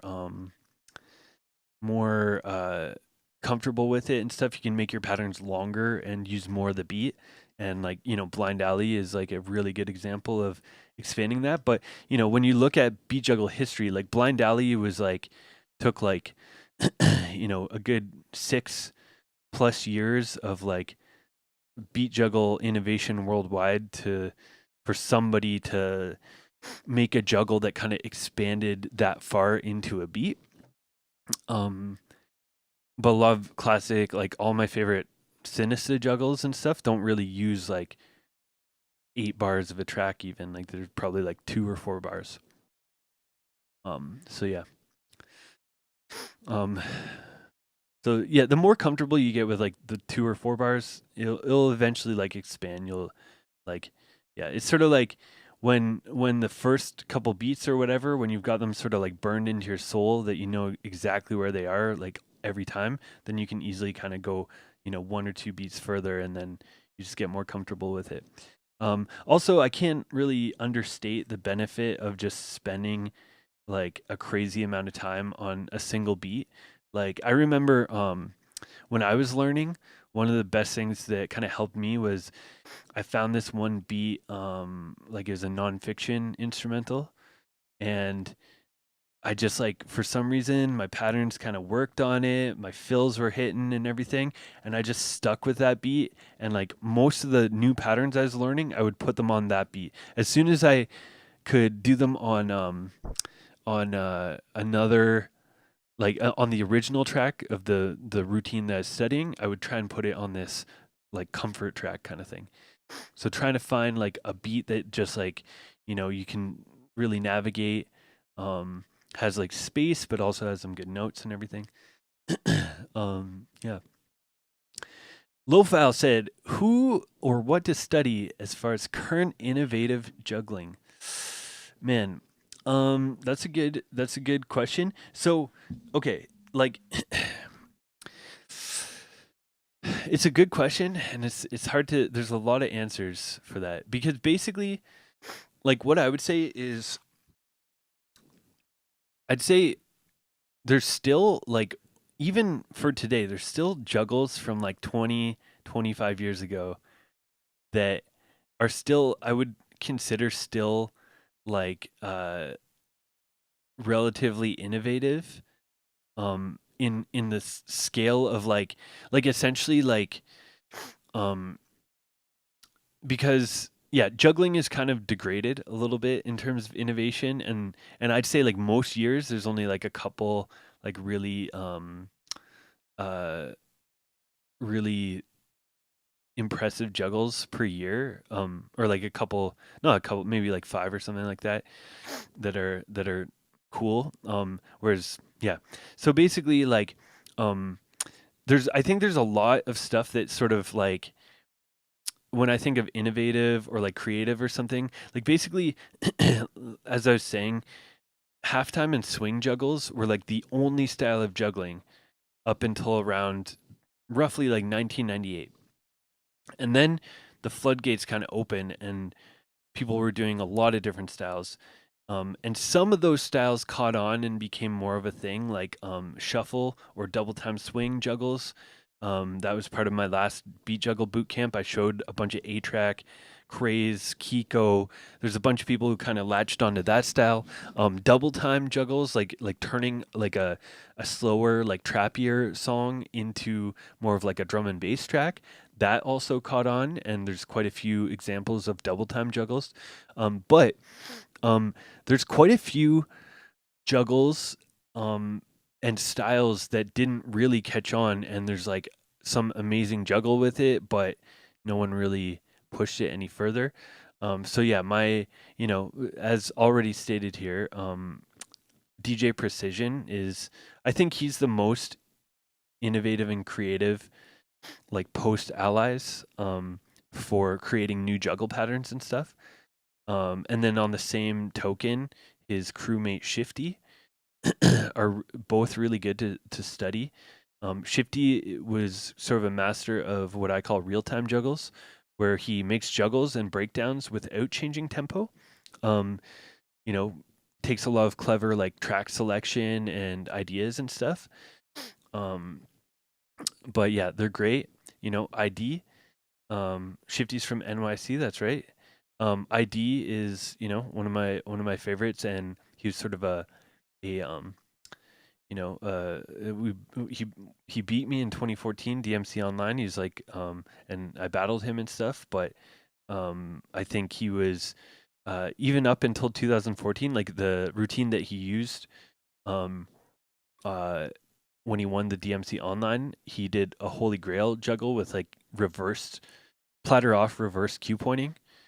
It was sort of like the first like hot cue type of juggles, and it was on the Rain 62 at that time, but he still did some cool stuff with it. Um, yeah, DJ Trouble, for I mean, I have. It might seem like I have a bias for like American beat jugglers, but I do feel that a lot of the history of beat juggling and a lot of the best beat jugglers for years and years were all from the U.S. Um, but yeah, then Trouble was like one of the best jugglers of all time. But his Prefuse juggle is just a masterclass, and that is probably one of the epitomes of a juggling style that I've basically never seen since, or not seen done well. And essentially, he took, like, this is relevant to this week. He took basically a 6/8 beat, or I think it's 6/8, but or it's just like a very very triplet, like it's just all triplets, the hi hats. And he flipped it back into like just a straight up like 4/4 beat. So obviously that's a hard style to explore because you firstly have to find a really cool 6/8 beat to flip. So yeah, but that's part of what juggling is like a lot of times it's finding like different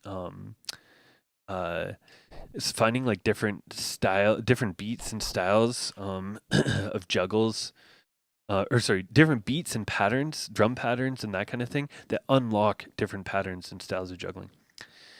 Um,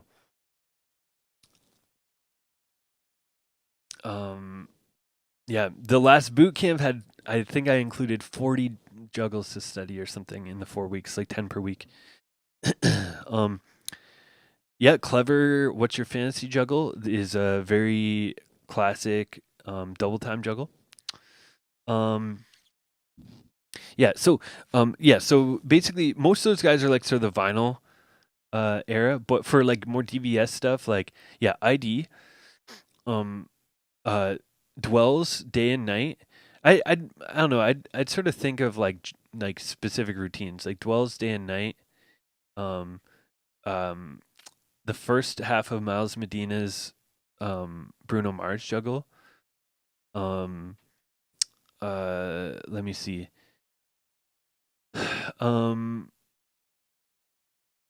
I mean, Precision's winning beat juggle. The DMC beat juggle championship is definitely worth studying.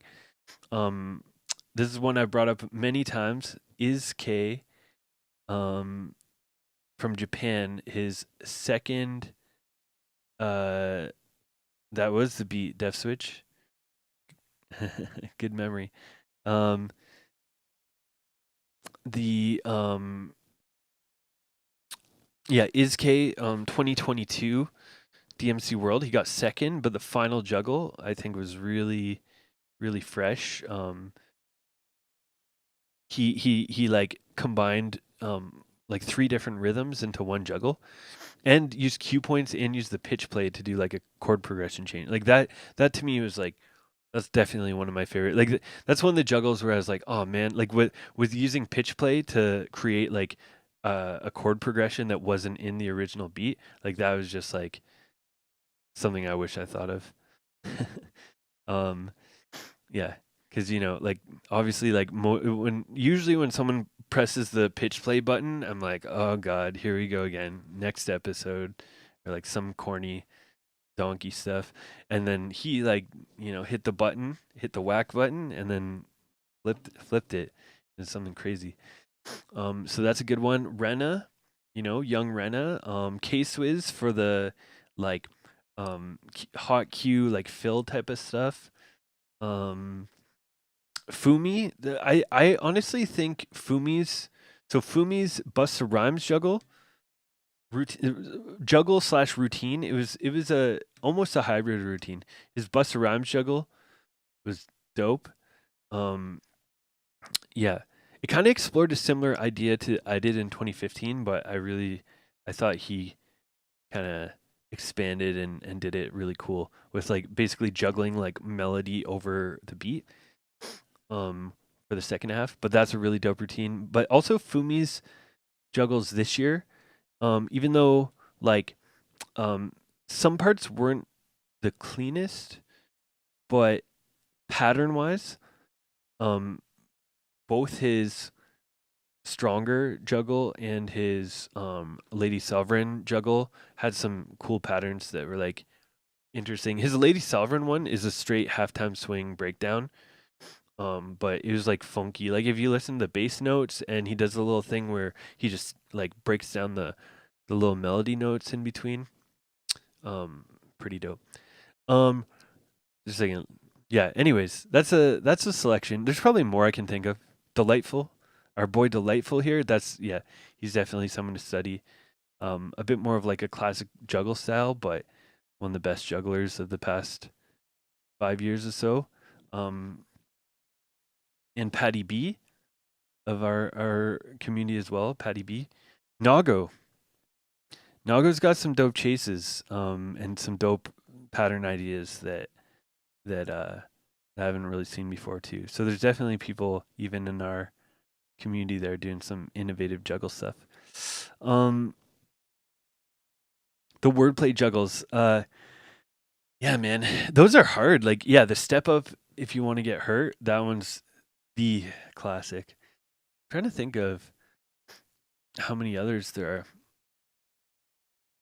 Yeah, no, noise obviously for wordplay in general. But did noise really like do like a breakdown juggle, like a juggle with the words like that? I wouldn't be surprised if he did, and I'm not remembering, but obviously he's the wordplay king. But the J Slim's, yeah. Oh, and speaking of, so J Slim with the "if you step up, you'll get hurt." That's like that's what everyone knows him for because of the Scratch the movie. But he's got that's probably like my third favorite thing from him or something. Um, he's got a Prince juggle and a Redman juggle. That are his Redman juggle's like super crazy. Oh yeah, Mr. B. That's another guy. Mr. B, ITF 2004 World Finals. He got second place, but it's definitely one of the most debatable battles. Razganato from Germany won Lords of Fitness, Raffic's crew, and he's really good. But it was sort of like it's definitely a style clash, and Razganato sort of repeated patterns in both rounds. Um, Mr. B did like Mr. B focused more on innovation, but maybe it was a little harder to follow for some people. But yeah. Second, what's what name again? Low file. J Slim, I think. Um, who's James Brown juggle? Def Switch. The Prince juggle is J Slim. Yeah, I believe it's Prince. I forget the track, but DJ Dummy ITFs. Yeah, DJ Dummy's got man. DJ Dummy's DMC. That's right, DJ 41 Funk. Yeah, yeah. Um, yeah. Oh man, I could go forever. Yeah, man. I want to. This will happen. This will happen sometime, but I want to make like a top 50 juggles. Maybe a top 100. Um, not necessarily in order, but somewhat in order. But there's yeah, I could definitely come up with a top 50. But that's I actually did come up with a like a rough top 10. Let me see if I have it. It was a rough top 10 because I know that I forgot um yeah, I forgot a couple. No, it's not even a top 10. What's it at now? 1, 2, 3, 4, 5, 6, 7, 8, 9, 10, 11, 12, 13, 14. Okay, it's the top 15 so far.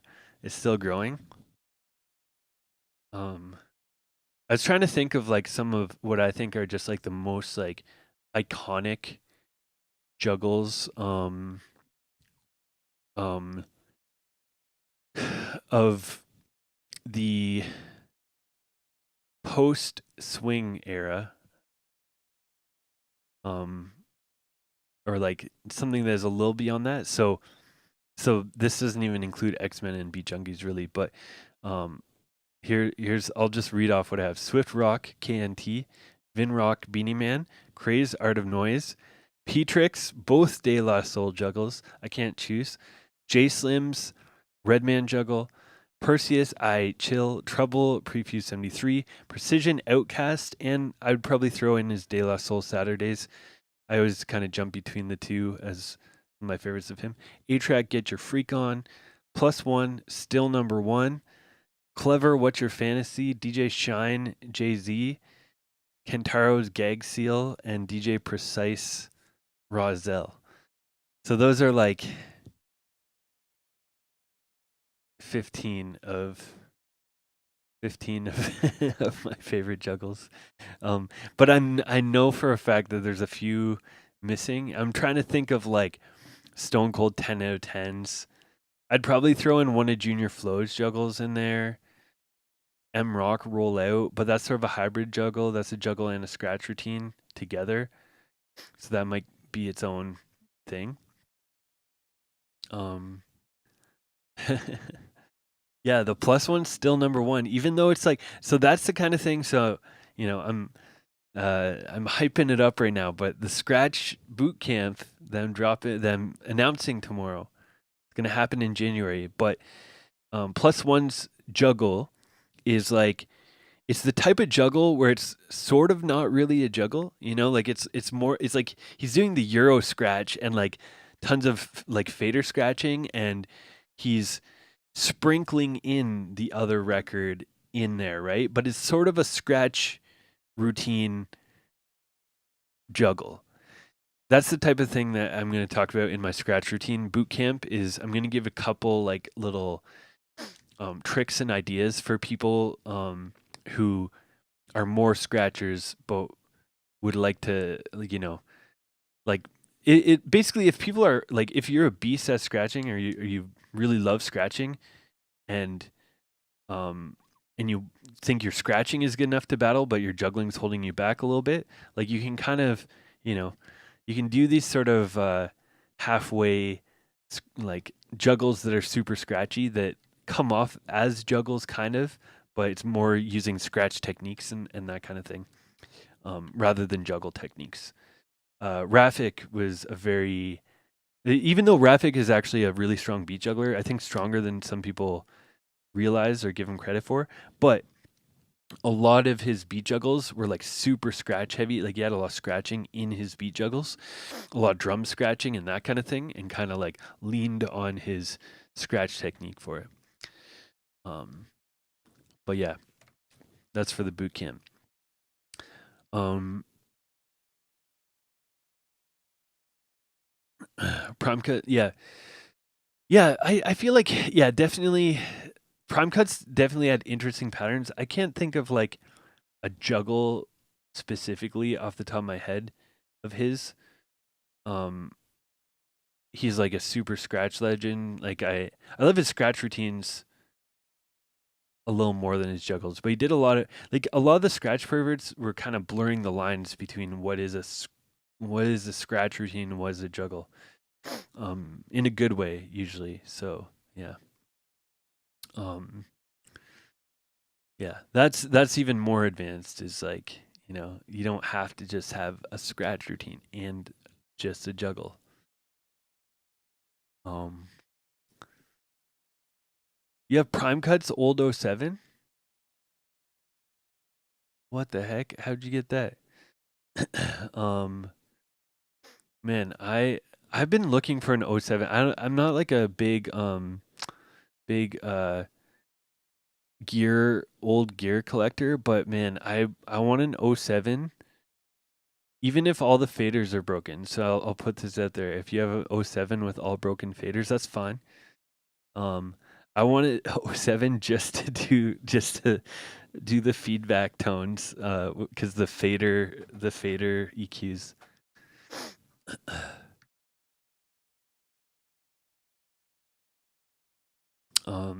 But I also don't want to pay what some of the prices I've seen. I remember seeing them. They used to be like $100 for an '07. Now they're like, people are calling them vintage.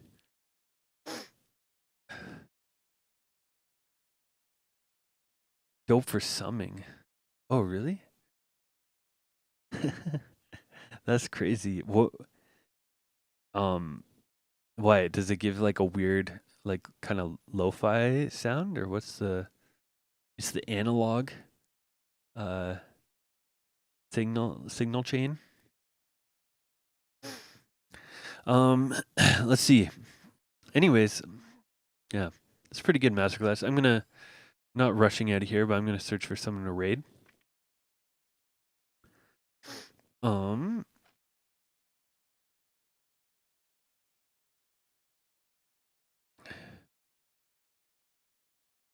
oh, that's crazy.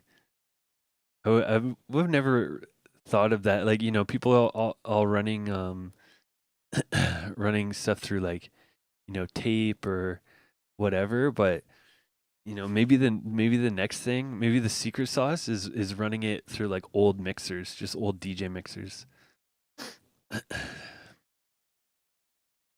Yeah.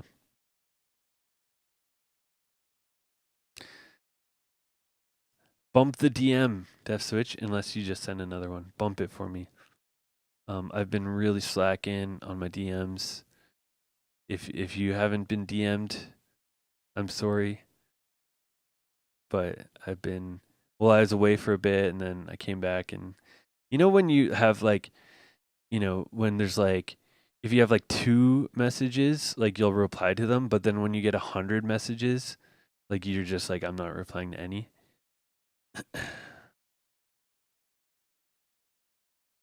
Heinbach. I don't know who that is.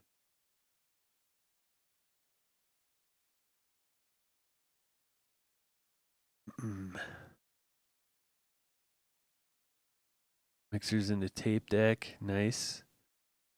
Nice. Speaking of which, somebody asked for a production class on like more, not like beat production, but scratch tool, juggle tool stuff.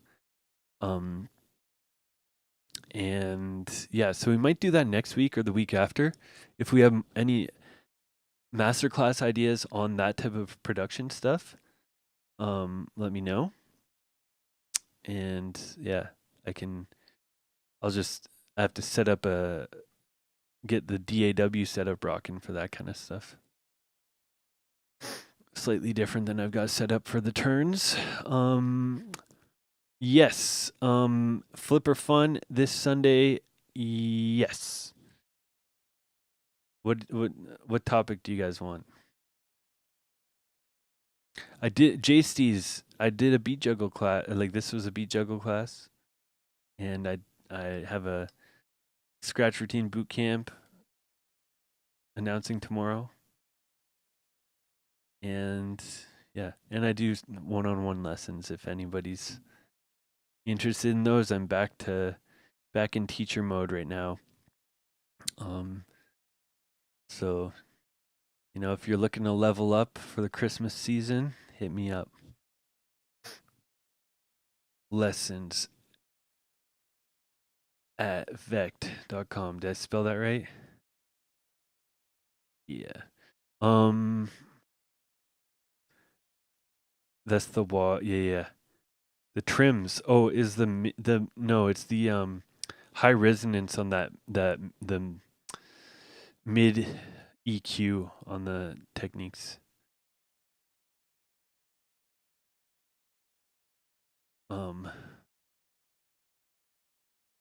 Yeah.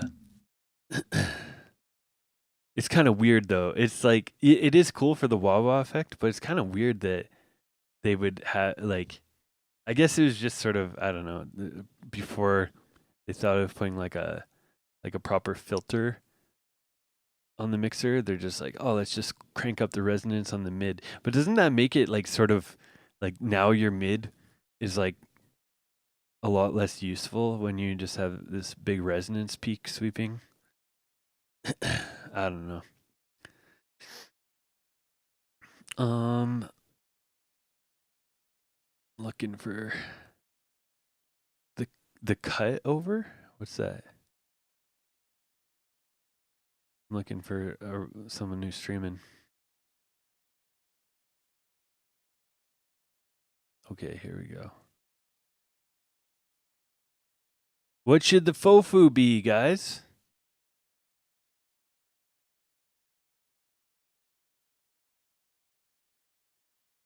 Jill, my lessons are not only juggling. I do scratching. I do sometimes production, trick mixing. It's all turntablism. If it falls under the umbrella of turntablism, there will be lessons on it. But if it falls under whatever, wedding DJing, club DJing, not interested for my stream. But if you want to book me for that, I will do it. No, don't feel bad spamming. No, I've heard that twice today. People feel bad about their suggestions. If no one else is suggesting, then I need the suggestions. We need, sometimes when one person starts throwing out ideas and other people start throwing ideas.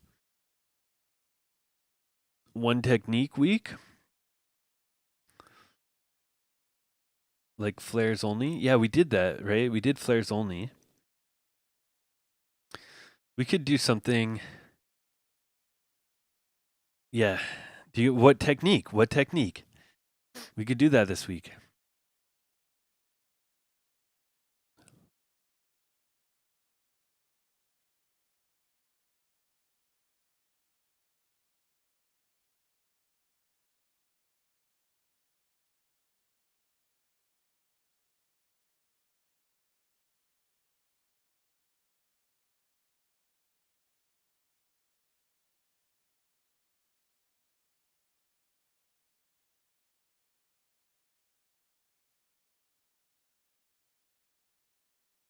Chirp flares only.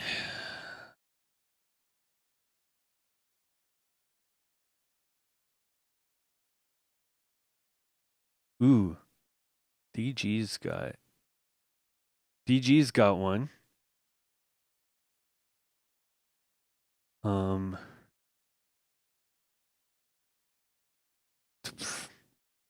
DG's banned now.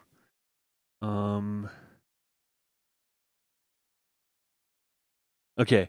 No, I like this one. One scratch only, but you pick your own scratch. And here, I'm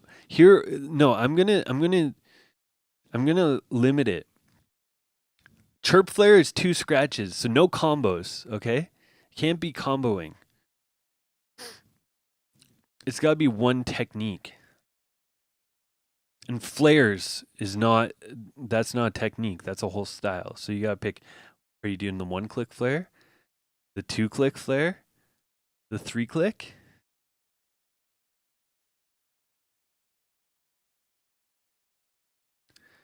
You can try and bend the rules, but we'll see how that goes. You can do all lasers if you want, but it's one technique. So we're doing, it's settled. One technique week. Choose your own technique at your own risk, because I get to decide if it's one technique or if you're messing about. Yeah. And don't try to squeeze in like other techniques here and there, okay? Don't put in, if you said you were doing chirps, I don't want to hear stabs in there. I don't want to hear some transforms to mix it up. Okay, you got to do only chirps. We'll let like punctuation slide. Okay, we'll let like releases slide or like a drag forward. But other than punctuation, no, I'm not letting baby slide. No, that's its own technique. You can do only babies if you want.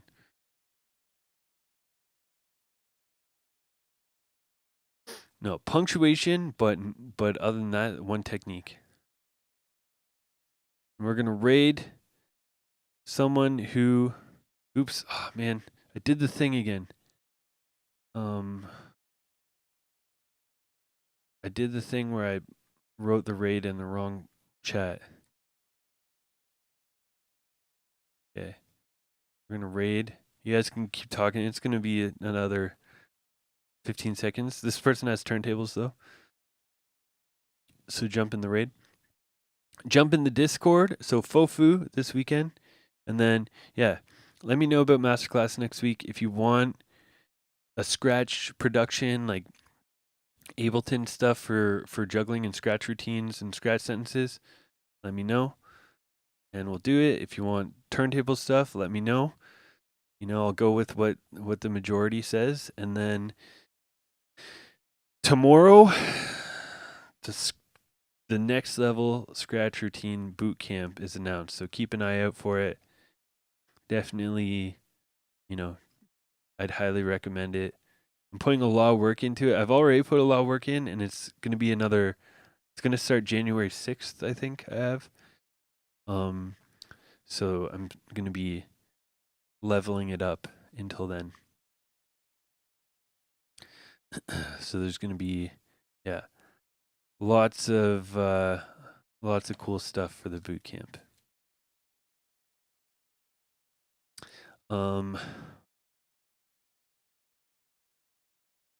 Oh, get in the Discord, Jill. That's a big topic. Get in the Discord and we can discuss gear. The raid's happening. Peace.